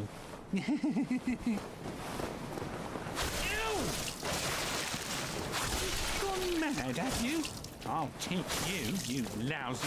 Why me? It's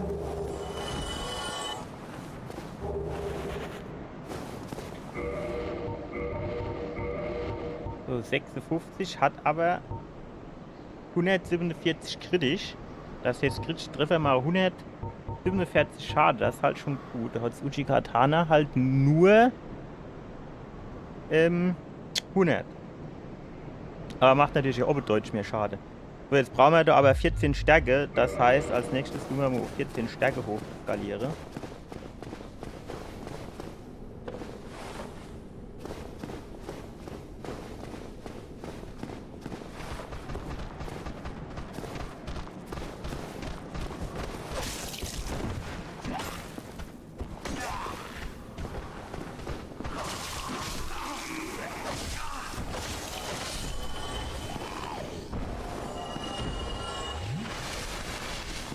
Muss man halt schon sagen, dass mit dem Bandit schon ein bisschen,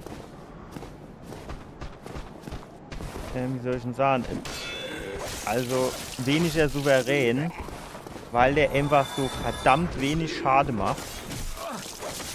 Mit seinem scheiß kurzen Schwertchen. Ist er?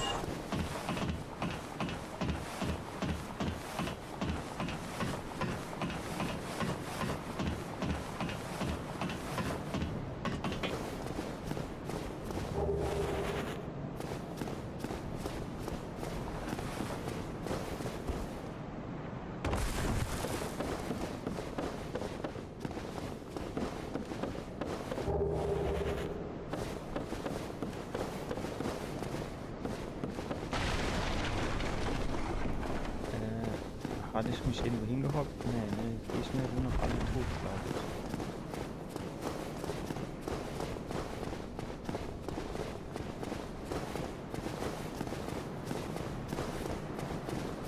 Jetzt hocken wir uns hin und dann machen wir mal die Stärke auf 14. Da sind 5 Level, damit wir Uchi-Katana führen können. Potenziell müssen wir ja eh auf Stärke skalieren.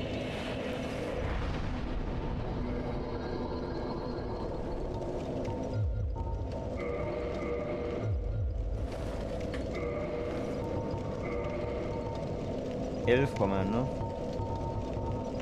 Das Ding, du gibst uns 2000 Seele. Das wird also eine 3 wahrscheinlich für 3 Level.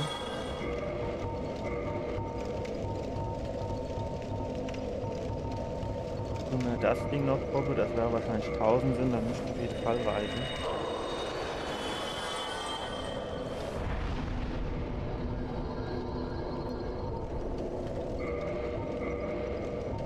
Komm, das Ende machen wir jetzt nur noch in Vitalität drin, dass wir wenigstens noch mal ein bisschen mehr das. So, und jetzt müssten wir das Uchi-Katana führen können. Und das haben wir dann 100 Schade, 100 kritisch. Na doch, da.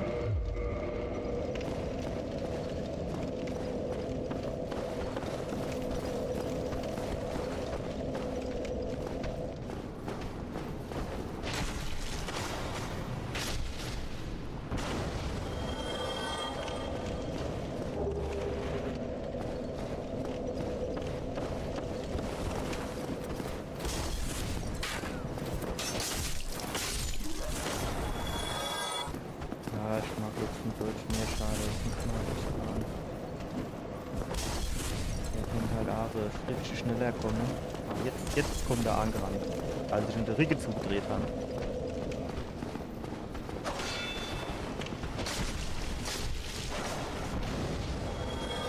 Nein, ich wollte mich nicht hinhocken. Ich wollte den verdammt nochmal looten.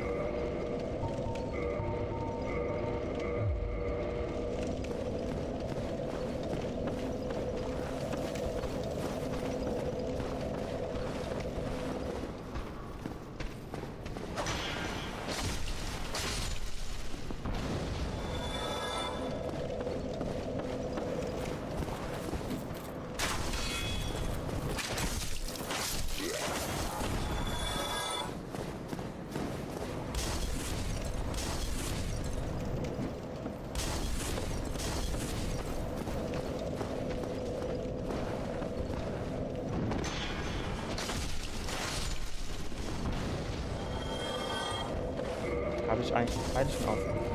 2.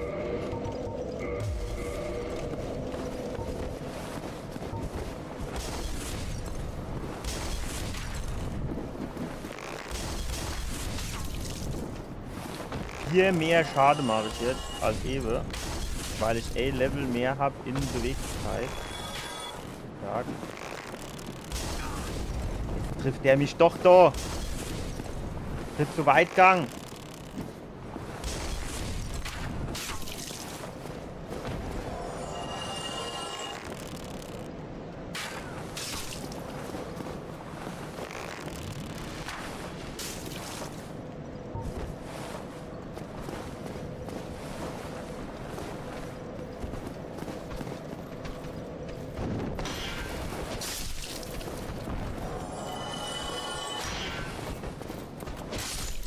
Nee, jetzt hat er schon wieder kein Backstep gemacht, obwohl ich hinter dem gestanden habe. Ich mache das nicht.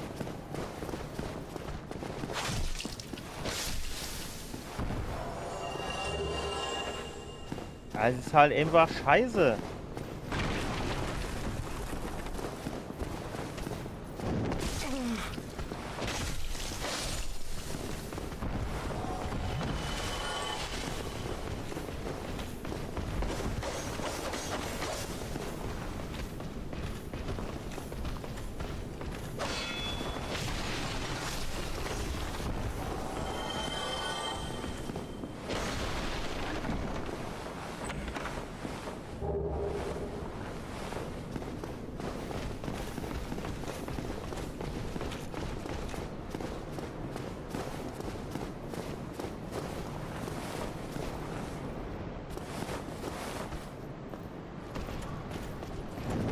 Ah jo, ey, ohne Scheiß. Zuerst machen sie so, als würden sie mich nicht sehen und dann kommt du so hupster von 10 Meter aus dem Stand, ohne Anlauf.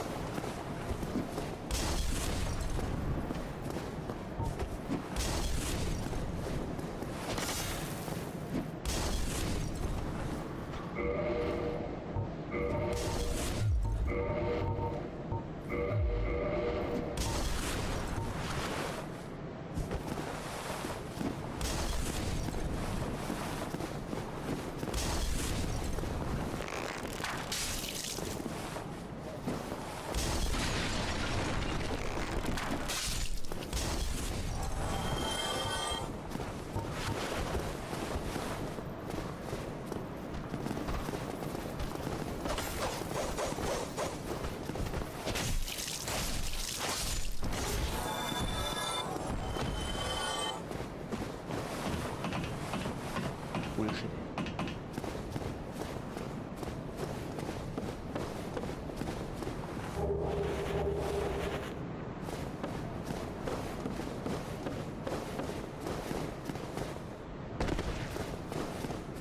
Hier drin, da war glaube ich kein Gegner. Ja. Gab dann das.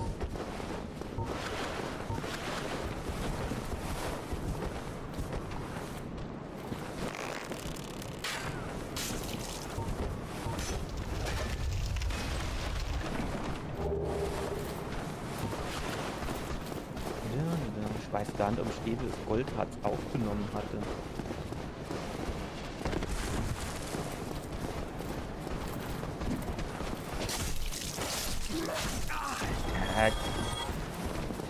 Kann ich jetzt so schnell einfach nicht ziehen?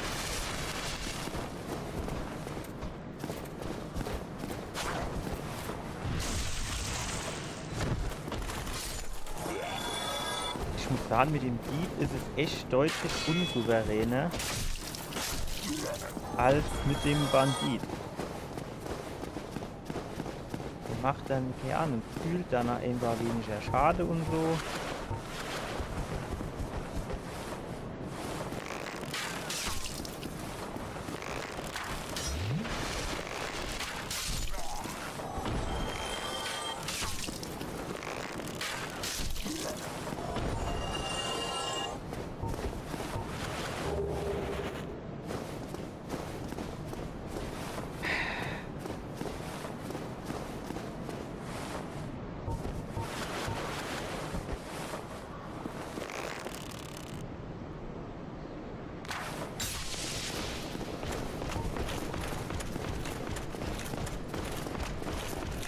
in der Shift drücke zum Rennen, obwohl es Leertaste gedrückt Halle ist.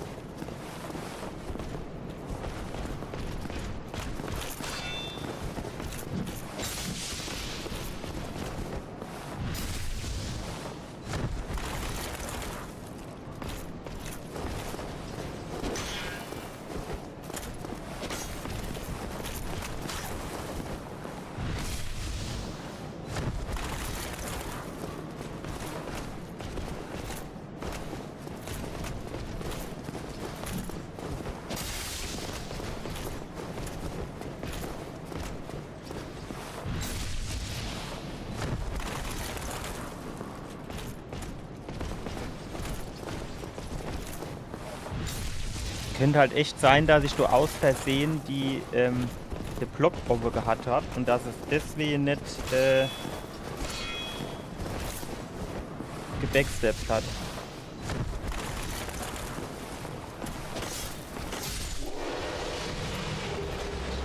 So. Jetzt haben wir hier dieses Großritter bla bla bla. 20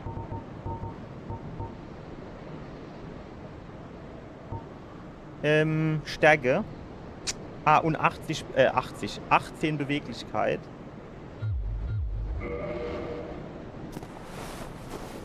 Das packen wir natürlich noch nicht.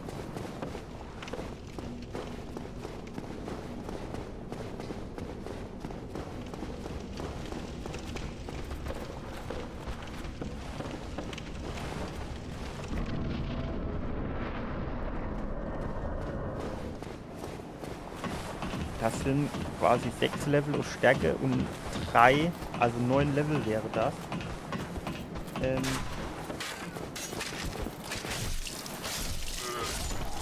Das ist noch ein bisschen zu viel. Befürchte ich. Goldharz ausrüste.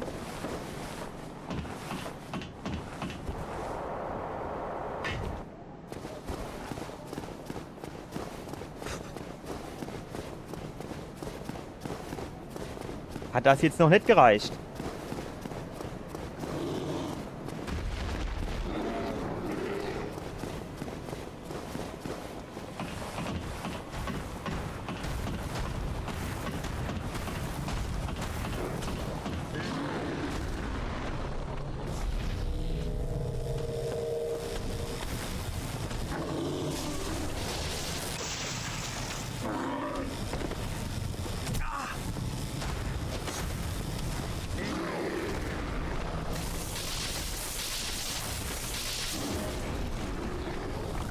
Ja, das war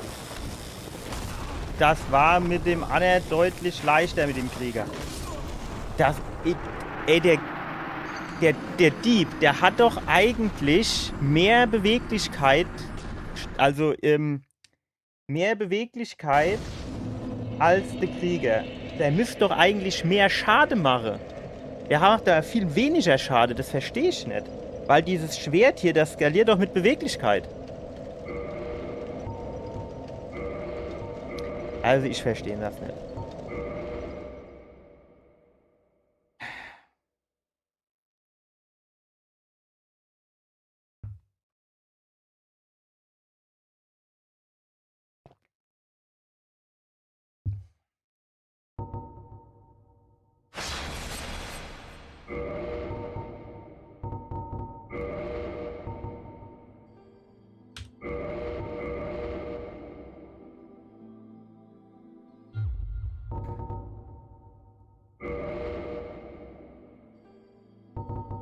Machen wir noch 11 Versuch.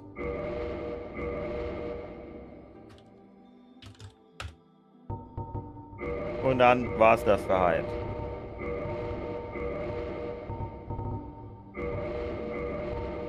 Aber das muss man tatsächlich sagen. Also mit dem Dieb, so bin ich nicht warm war. Muss man echt so sagen. Also keine Ahnung. Der macht 0 Schade gefühlt. Wo ich bei dem anderen mit der Axt 2 Mal draufgeschlagen war, Ruhe. Und bei dem muss ich so 5 Mal draufschlagen.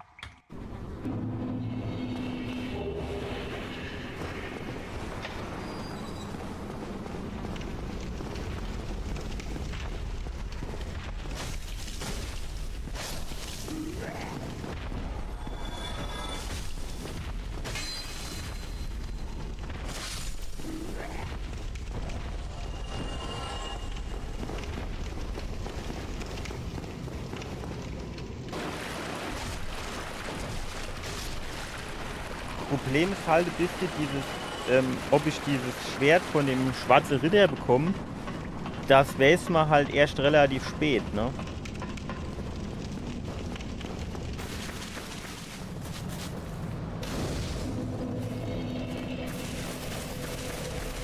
Dementsprechend weiß ich halt da erst relativ spät, ob ich was in Wille investieren muss oder nicht.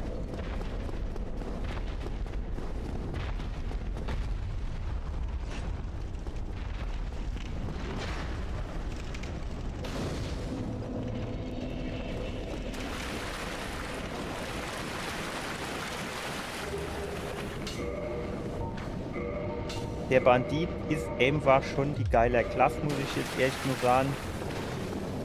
Weil der hat hier das Spinneschild. Das ist gut gegen Giftschade. Hat mehr Vitalität, hat mehr Stärke.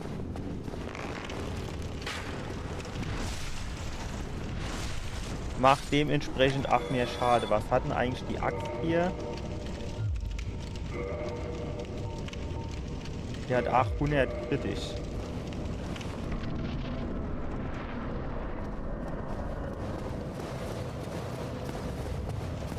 Hat mehr Ausdauer. Das ist halt auch sowas, ne? Wenn ich jetzt quasi mit dem Uchi-Katana gegen diesen Taurus-Demon kämpfe auf der Brücke, dann muss man natürlich sagen,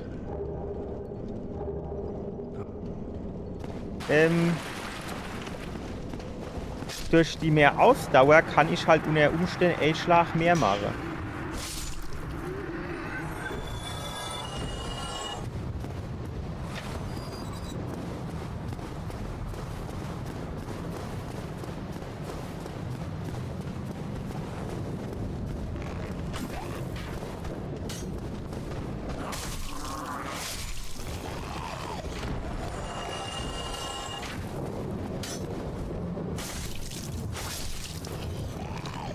Wissen wir, es wäre jetzt halb so wild,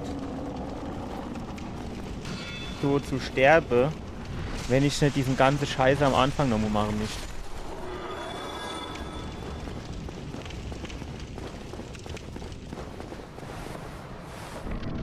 Das Schlimme ist halt so ein bisschen,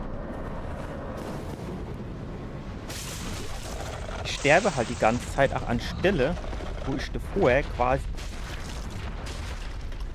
ich will jetzt nicht sagen, nie gestorben bin, aber schon, sagen wir mal, weiß ich nicht, in 50 Versuche vielleicht einmal.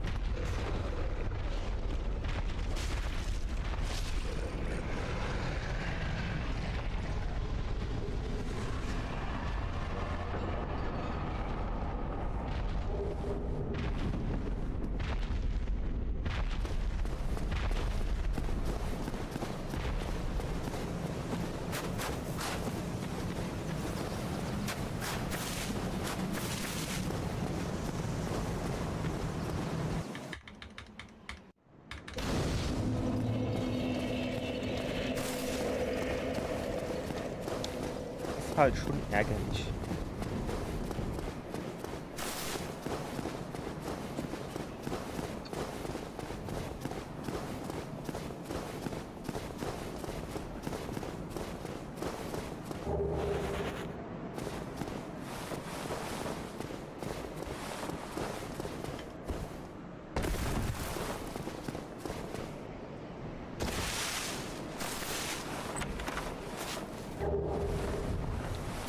Hatte nicht irgendwo den Morgenstern drin.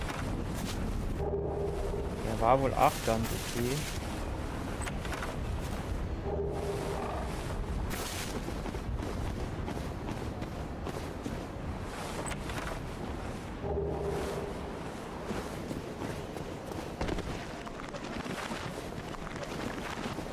Warum geht der dann doch jetzt nicht die fucking Treppe auf?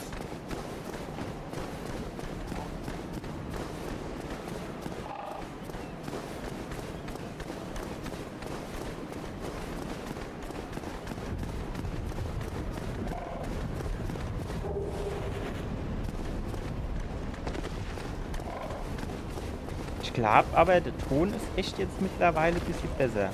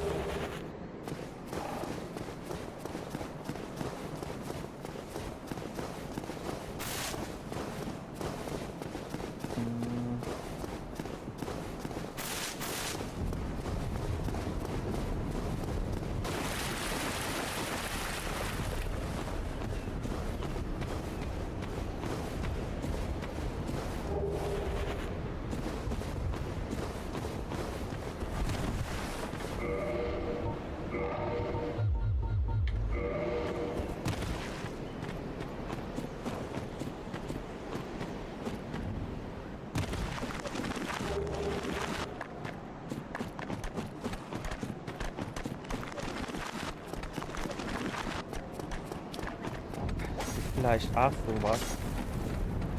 Vielleicht hätte ich mich nackig machen müssen. Die wäre schon noch ein bisschen schneller und agiler. Ach, die Rolle ist dann besser.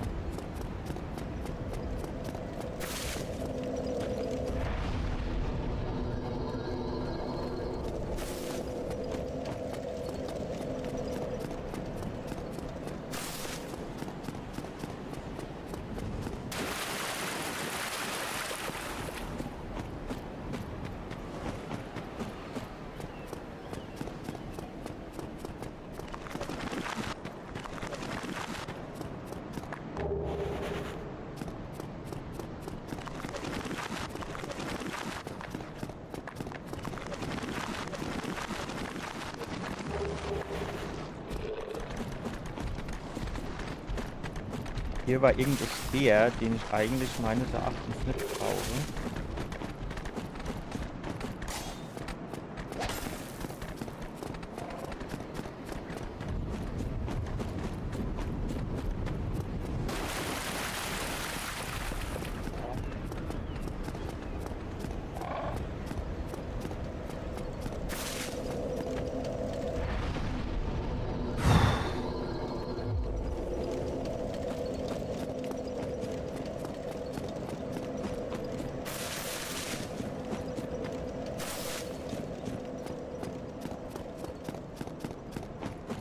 Es sind halt auch die Säule immer in, also die blockieren quasi Kamerasicht.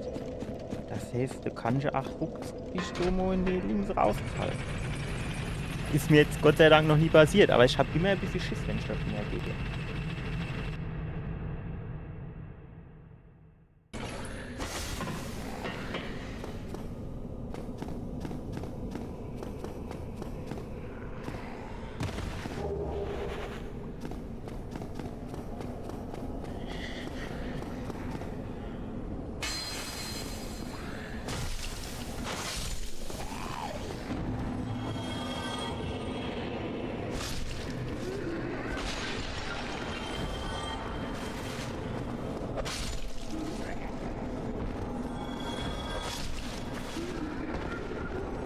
Halt einfach ganz andere Geschichte hier mit dem Krieger, oder mit dem Bandit und dieser Axt.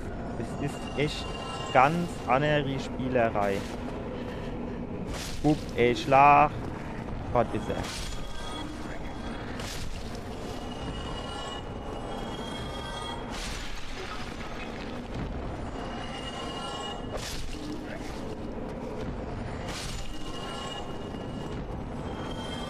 Ist einfach geiler. Da tue ich lieber auf die 10 schwarze Brandbombe, ne, schwere Brandbombe, aber die sind ja eigentlich auch schwarz, verzichte und dafür habe ich hier schon mal direkt mehr Stärke, mehr Aua, also mehr Angriff, mehr Schaden. Mehr Vitalität, mehr Ausdauer. Eigentlich in alle Belange besser. In alle Belange. Nur Beweglichkeit ist er natürlich schwächer. Muss man halt sagen. Aber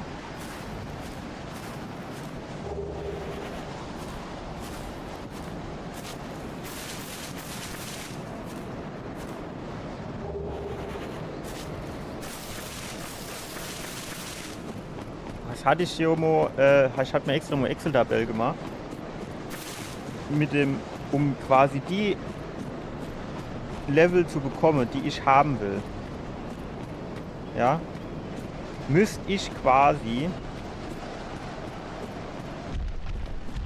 mit dem Dieb, geil, ey.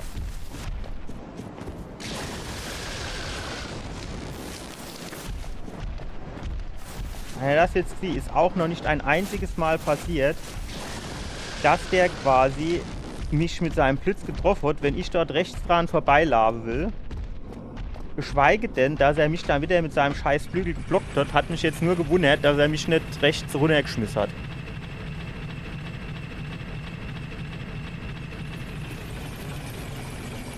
Das sind jetzt wieder die besten Voraussetzungen.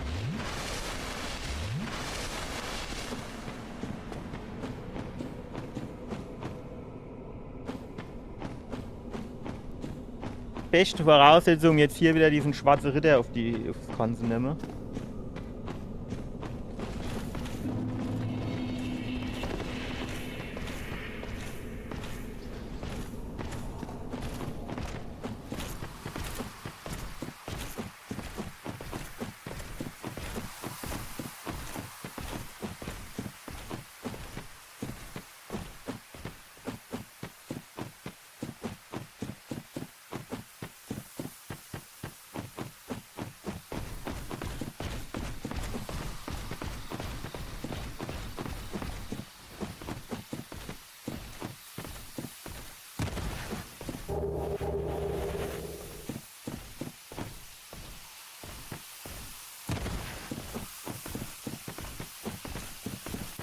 So, jetzt gehen wir auf das Dunkeltitan nicht holen.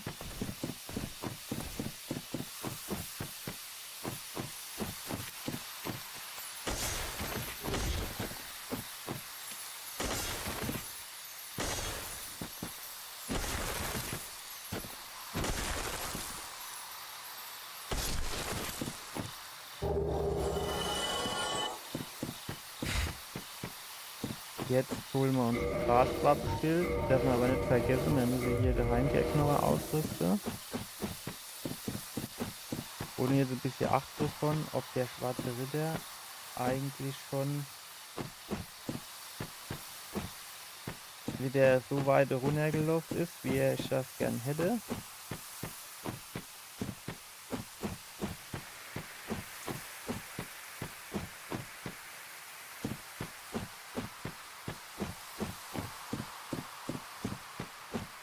Und dann tun wir den quasi hier hochlocke. Das hat hier eben ganz gut funktioniert.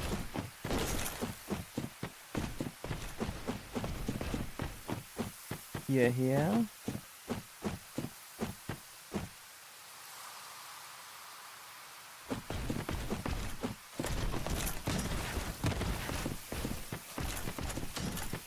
Jetzt können wir nämlich hier runterkommen. Hier runterspringen. Und abhaue. Es hört sich dann schon immer so an, als würde er eben so direkt im Nacken sitzen, ne? So, jetzt tun wir direkt noch das Graswappe-Dingensbums ausrüsten.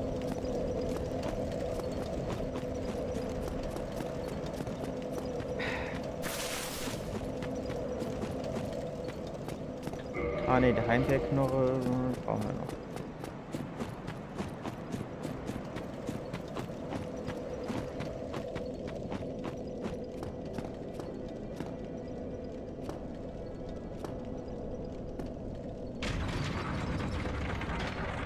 Er muss halt echt sich konzentrieren.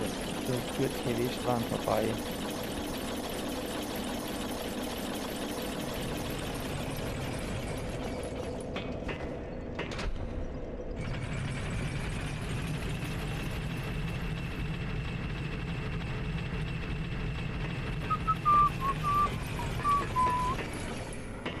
So. Jetzt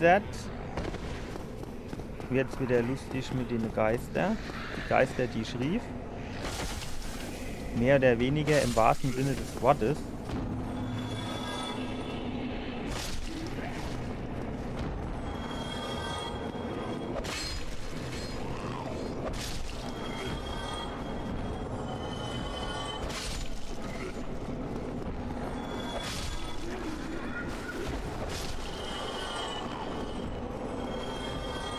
So. Geil. Besser. Stimmt, da war auch noch einer.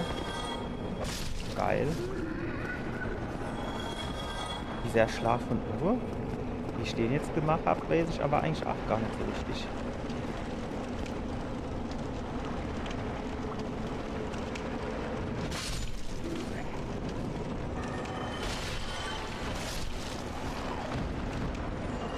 So.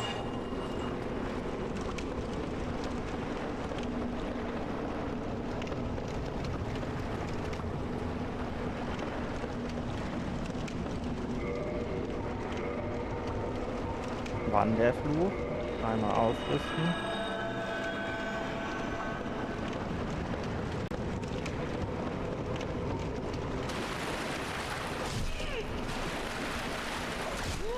Lass mich doch, Amo!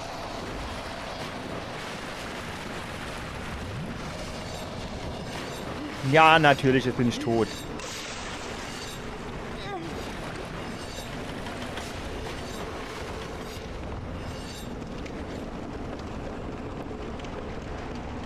Zerdo.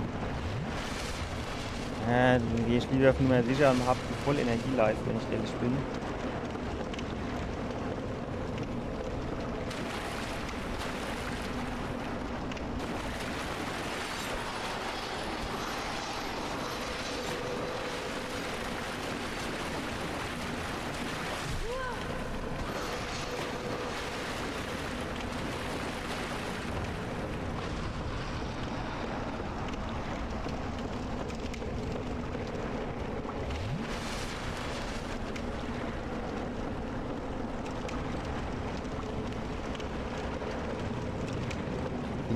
Wieder beide so irgendwie im Tandem unterwegs.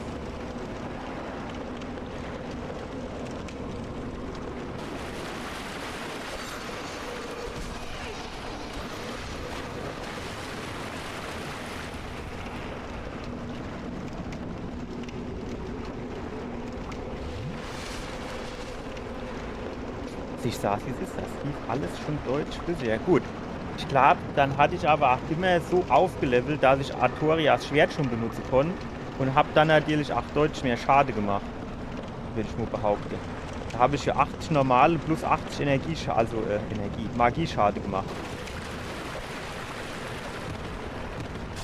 Wo huckst der dann immer gegen die Wand gehe? Nicht zu glauben, was ein Trottel, ey.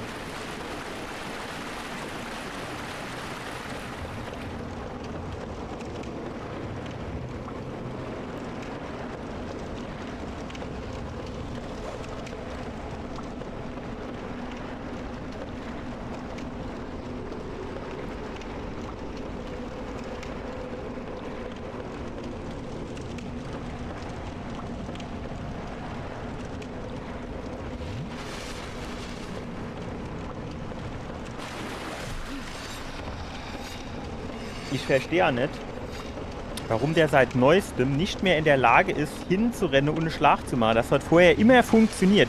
Hinrennen und einen Schlag machen, der macht dir mehr Schaden wie der normale Schlag aus dem Rennen sozusagen.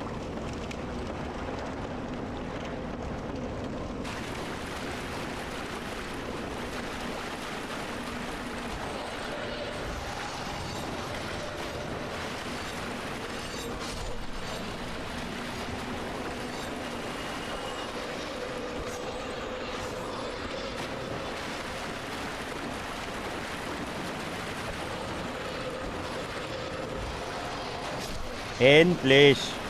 Als wäre das jetzt so schwer gewesen. Das so ärgert mich auch immer, dass der hier erst getriggert wird oder die erst getriggert wäre, wenn ich durch den Stegdruck bin und dann eine halbe runterfalle.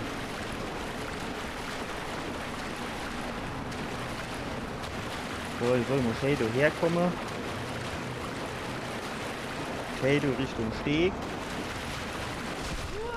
Ah, jo, treffen sie nicht.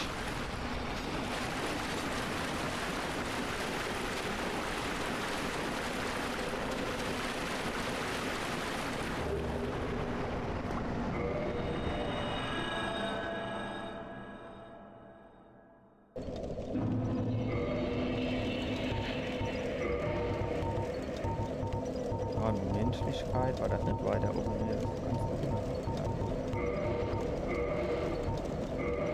So, jetzt machen wir uns nur menschlich.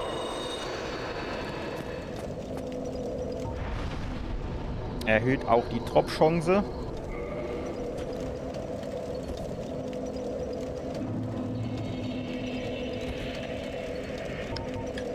Dann lehnen wir mal die Stone nochmal ab.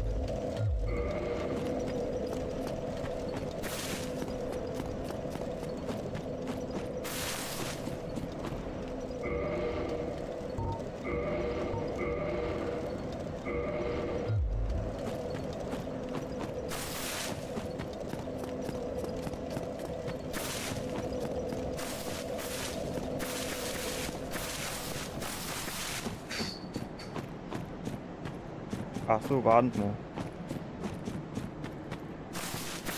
Bevor wir jetzt in irgendeiner Form hier weitergehen, müssen wir zuerst mal aufleveln. Und zwar die Beweglichkeit auf 14. Damit wir den Bogen führen können.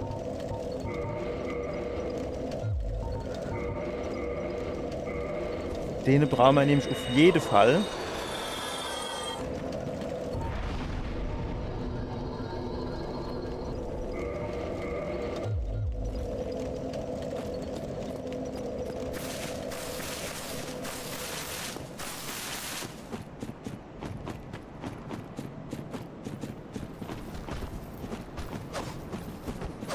Ah jo.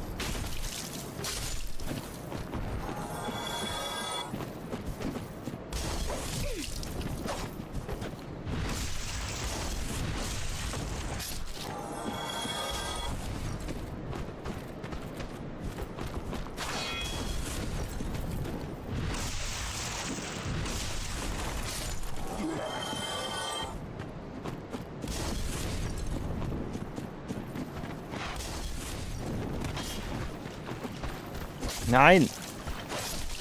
Ah! Knapp.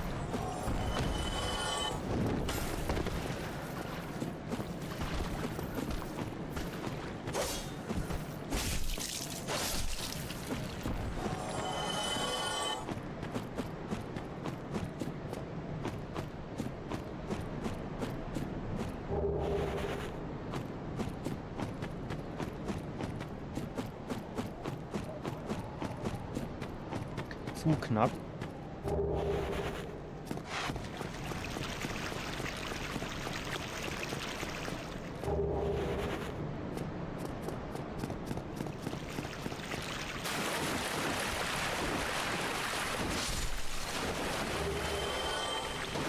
Ist einfach so viel entspannter mit dem Bandit, weil der einfach deutlich mehr Schaden macht. Dieses Banditenmesser ist geil mit dem kritischen Schade. Ja.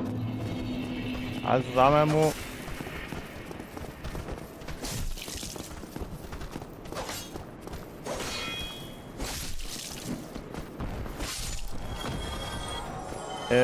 Gerade so mit Blick.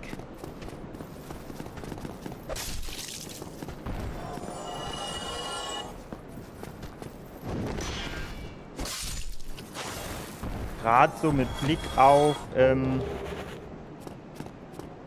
ich jetzt gegen den Black Knight kämpfe und diesen Backstep mache, so wird natürlich dieses Banditenmesser deutlich mehr rinhauen als die Axt.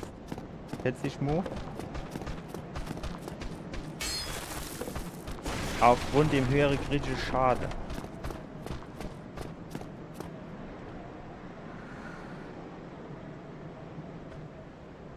Ich weiß immer noch nicht, wo hier der eine Trottel herkommt.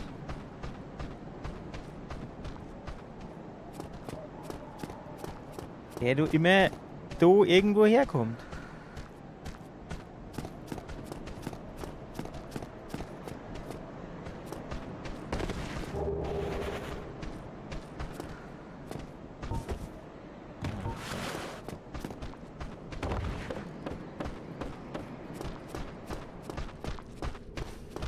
Würde mich echt mal interessieren, wo der herkommt.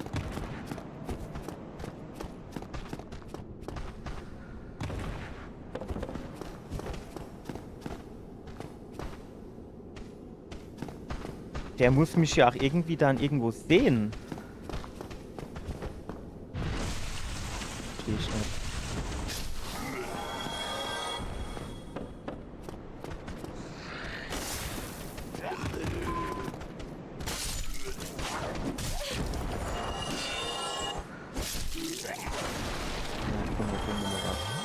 Sicher, sicher.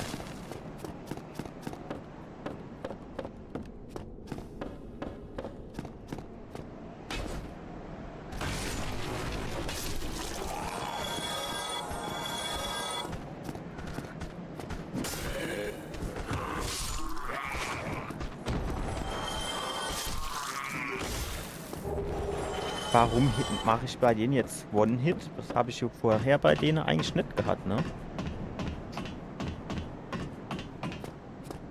Naja, so ist nicht, so ist nicht.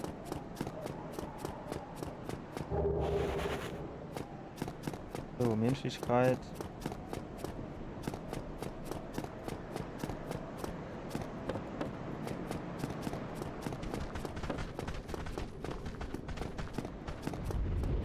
Ach so, ja, du war ja was.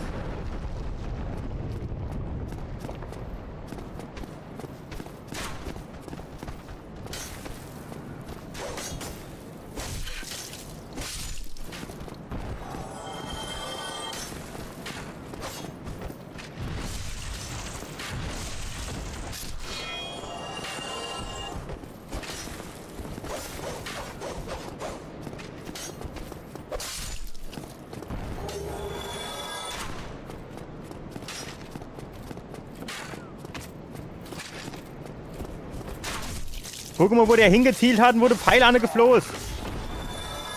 Er ist nicht zu klar, ey.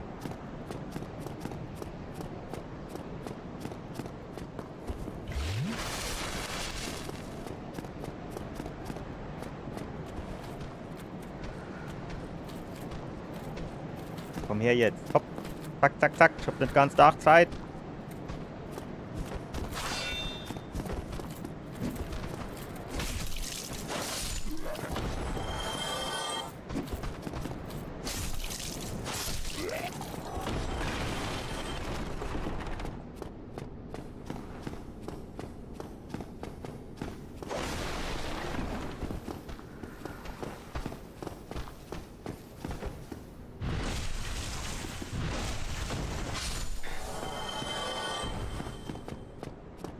Well now, you seem to have your wits Ja, about warte you. mal.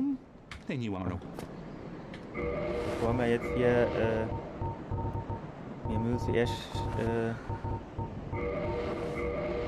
das reicht. Well, you... Mm.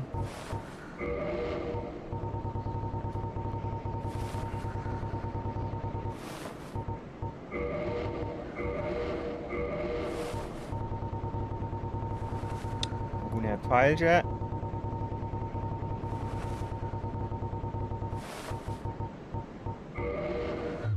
Thank you kindly. Ja, du Basu, ich gebe dir gern Geld. Schul mir das jetzt wieder zurück. What's the matter with you? I'll teach you, you blimey. Little...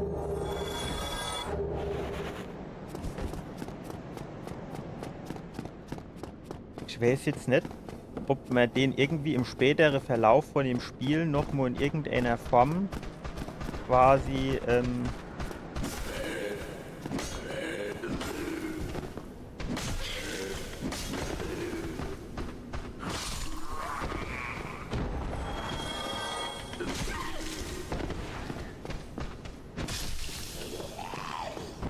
ob man den irgendwie im späteren Verlauf vom Spiel nochmal in irgendeiner Form irgendwo anders treffen wird und er da irgendwie noch irgendwas Gutes machen wird.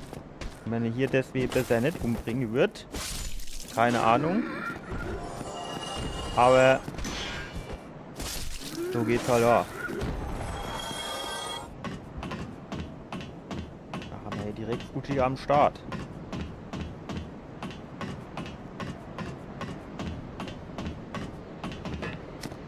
Man muss natürlich sagen, das Fuji Katana, warte mal, hab ich?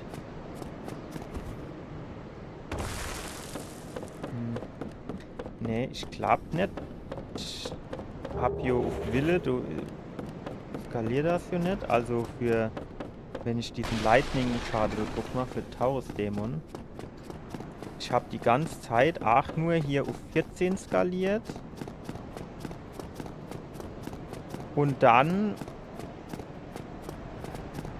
also die Beweglichkeit und die Stärke ganz normal.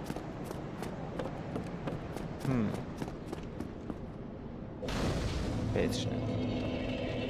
Verstehe ich nicht. Gut, er ist natürlich, ach, der Taurus-Dämon hat er davor ach nie gemacht, dass er irgendwie zurückgesprungen ist. Warum auch immer.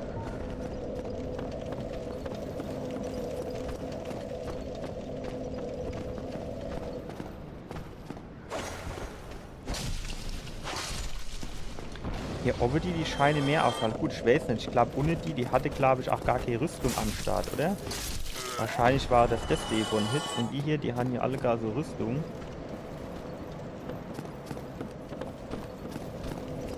Da mache ich dann irgendwie ein bisschen weniger Schade.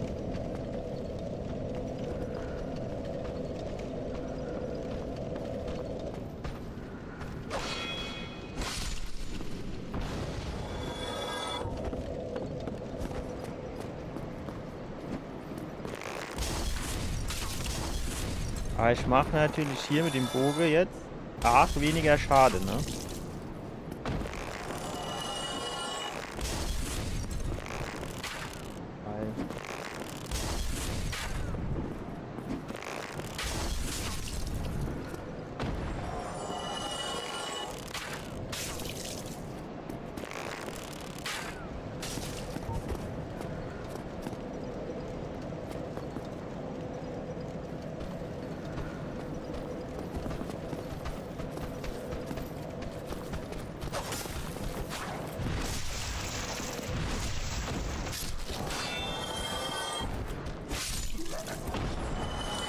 Weil hat er jetzt quasi wieder kein Backstep gemacht.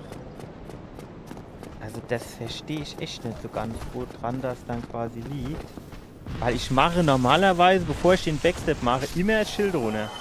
Habe ich jetzt nur die letzten 2-3 Mal drauf geachtet.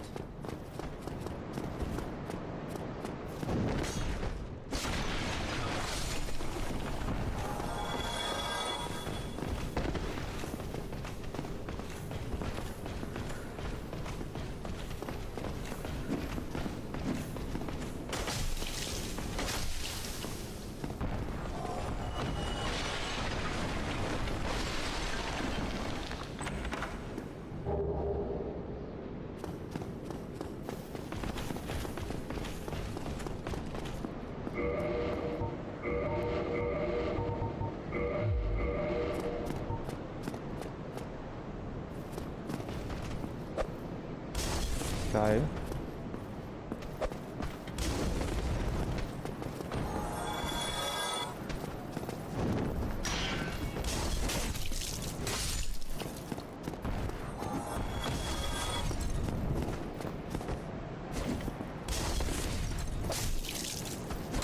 Ich habe eigentlich gedacht, ich hätte hier de Bombemann kaputt gemacht, aber scheinbar nicht.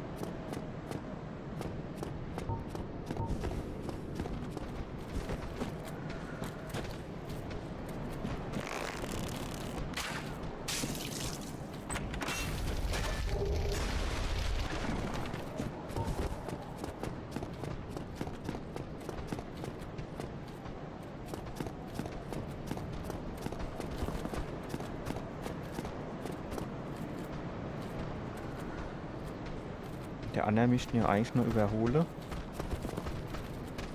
Dann machen wir den nämlich zuerst. So, dann du. Dann holen wir uns da oben noch das Seelepäckchen.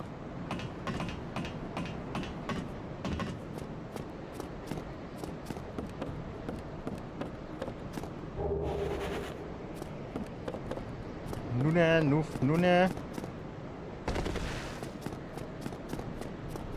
So, dann ist da oben noch so Robin Hood Verschnitt. So. Kennt man eigentlich ab von der oben schieße?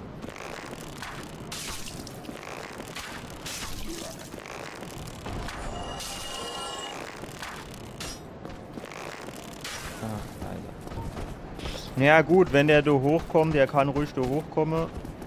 Hauptsache, ich muss jetzt nicht gleich auf die Treppe gehen, den kämpfen. Stark.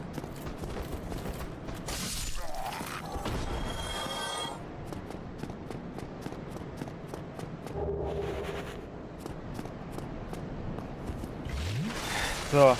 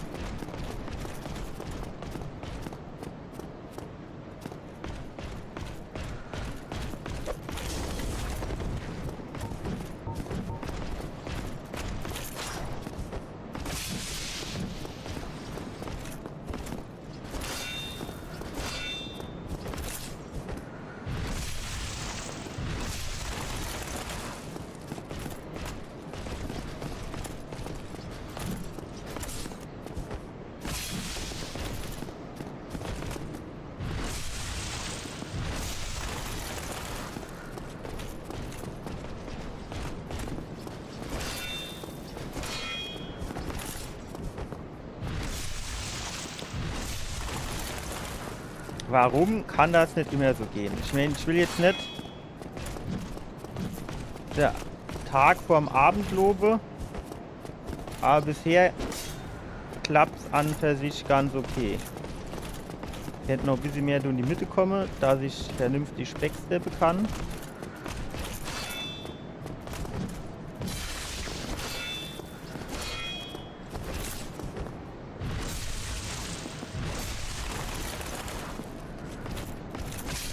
Geil. Ja, jetzt haben wir das Schwert natürlich schon wieder nicht gerät.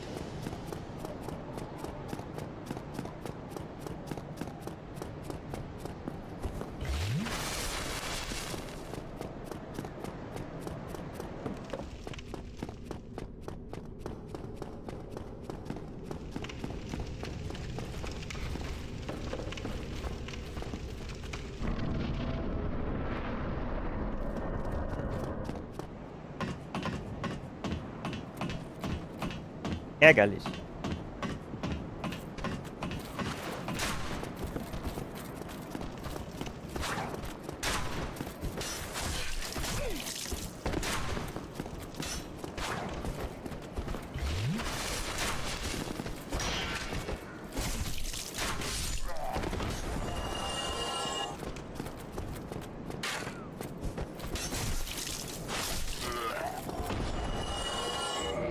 Ich kennt jetzt theoretisch die Axt bei Halle. Wir machen ja irgendwie schon geringfügig mehr Schaden damit. Aber es hat eigentlich die letzten Male mit dem Uchi Katana sehr gut funktioniert. Deswegen würde ich das jetzt eigentlich nur ungern ändern wollen.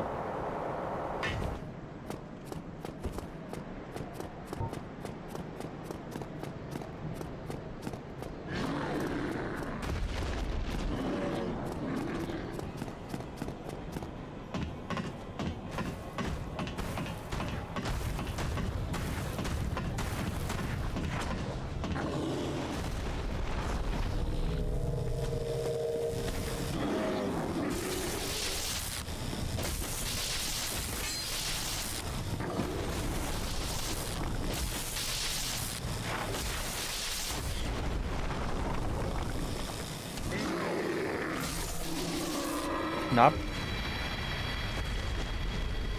Und warum? Weil er jetzt quasi, beim ersten Mo wie der Monett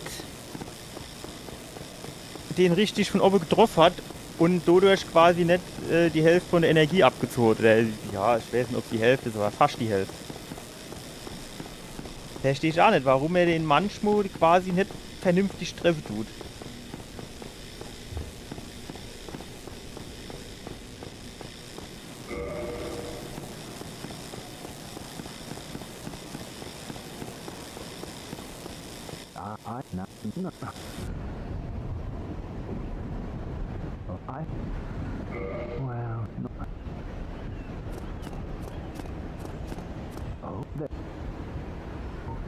The way I can is pleasing. We are a myth that there's no like to stand up.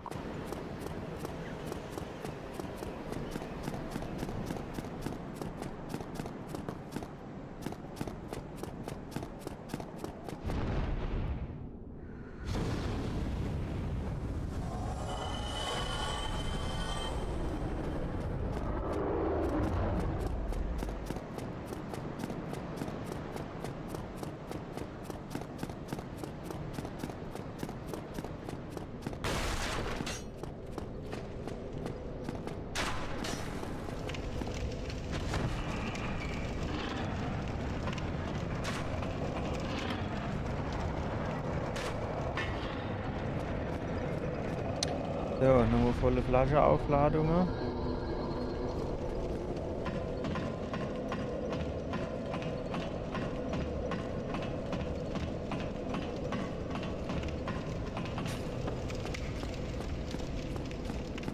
Dann holen wir uns nur noch das Schwert.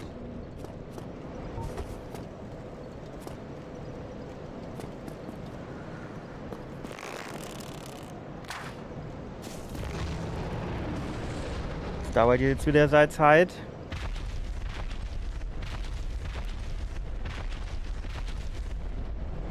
Guck mal, der hat hier jetzt quasi, der Pfeil liegt hier auf dem Daumen auf. Aber der Pfeil hat hier hinten auch noch Federe, die stehen hier ab. Eigentlich müsste doch dann die Federe am Daumen hängen bleiben, oder?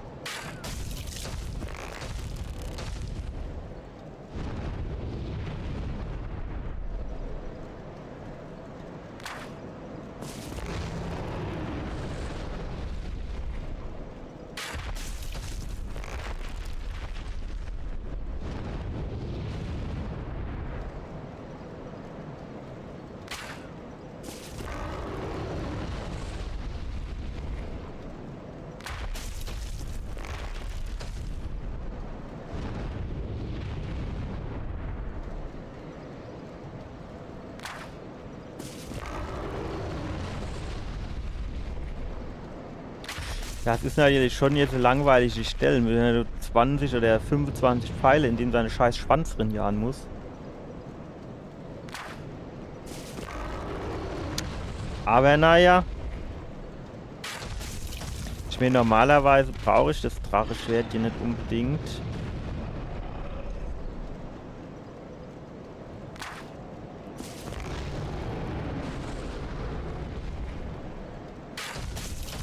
Aber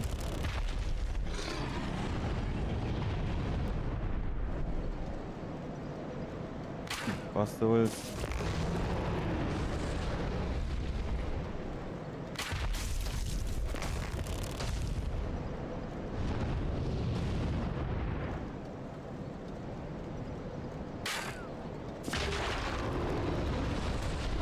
So. Jetzt könnten wir. Kann ich das überhaupt führen oder fehlt mir doch quasi die noch Stärke? Ich glaube, da fehlt mir noch 2 Level Stärke oder so. Jo.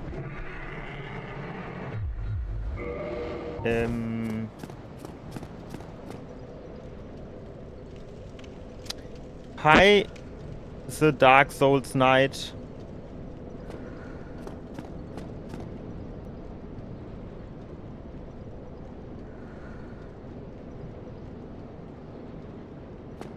Ist jetzt die Frage, man könnte natürlich auch hier oben lang gehen.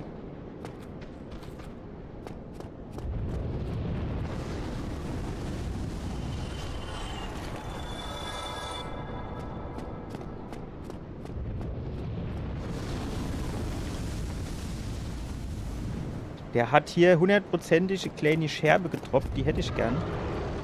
Ne, hat er nicht.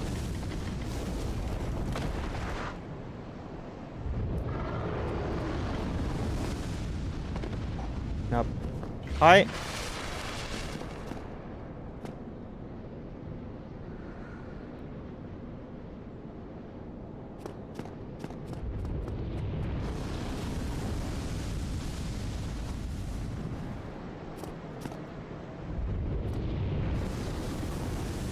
Was macht der dann so jetzt wieder so Aktion draus mit seinen Scheißflamme? Ich habe so ein bisschen Schiss, dass der mich hier auf der Eck, dass die Flamme mich so treffe.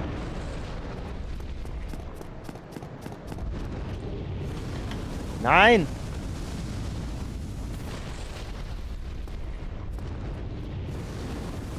Ja. War ein Versuch wert.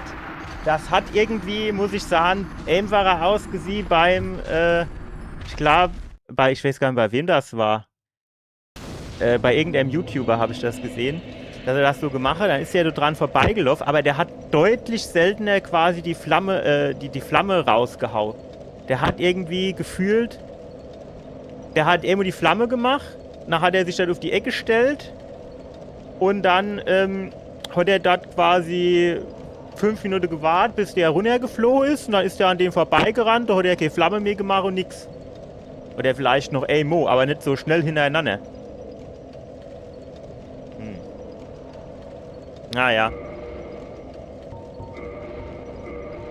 Sagen wir mal, das wäre es für heute jetzt nochmal gewesen. Also wahrscheinlich ist am Montag kein Stream. Wir können ja mal gucken, wenn doch Stream ist, dann machen wir halt nochmal so einen Versuch. Dann weiß ich, dass der Weg hier vielleicht eher ungünstig ist für mich. Und dann, ja, heute war es irgendwie wieder schlecht, ne? Wenn ich dran denke, wie quasi die Generalprobe gelaufen ist, da habe ich ja eigentlich bin ich relativ weit gekommen, ohne zu sterben und alles. Ähm, keine Ahnung, wenn es um was geht, dann ist irgendwie alles immer anders. Naja, gut, also wie gesagt, am Montag ist potenziell nix. Wenn doch, dann machen wir hier noch einmal Run. Und ansonsten bin ich dann erstmal im Urlaub. Das heißt, dann ist Samstag, Montag erstmal nix.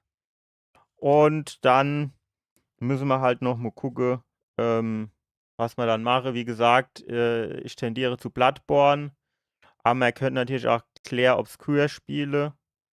Also ich gehe davon aus, dass eins von den beiden Sachen wird. Ja.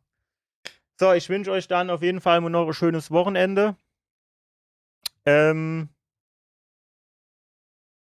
Die nächste Woche soll es, glaube ich, nochmal Richtung 30 Grad gehen, aber zumindest nicht Richtung 40. Also es ist, glaube ich, auszuhalten. Und dann wünsche ich euch auf jeden Fall eine schöne Zeit, schöner Sonntag und bis dann. Ciao.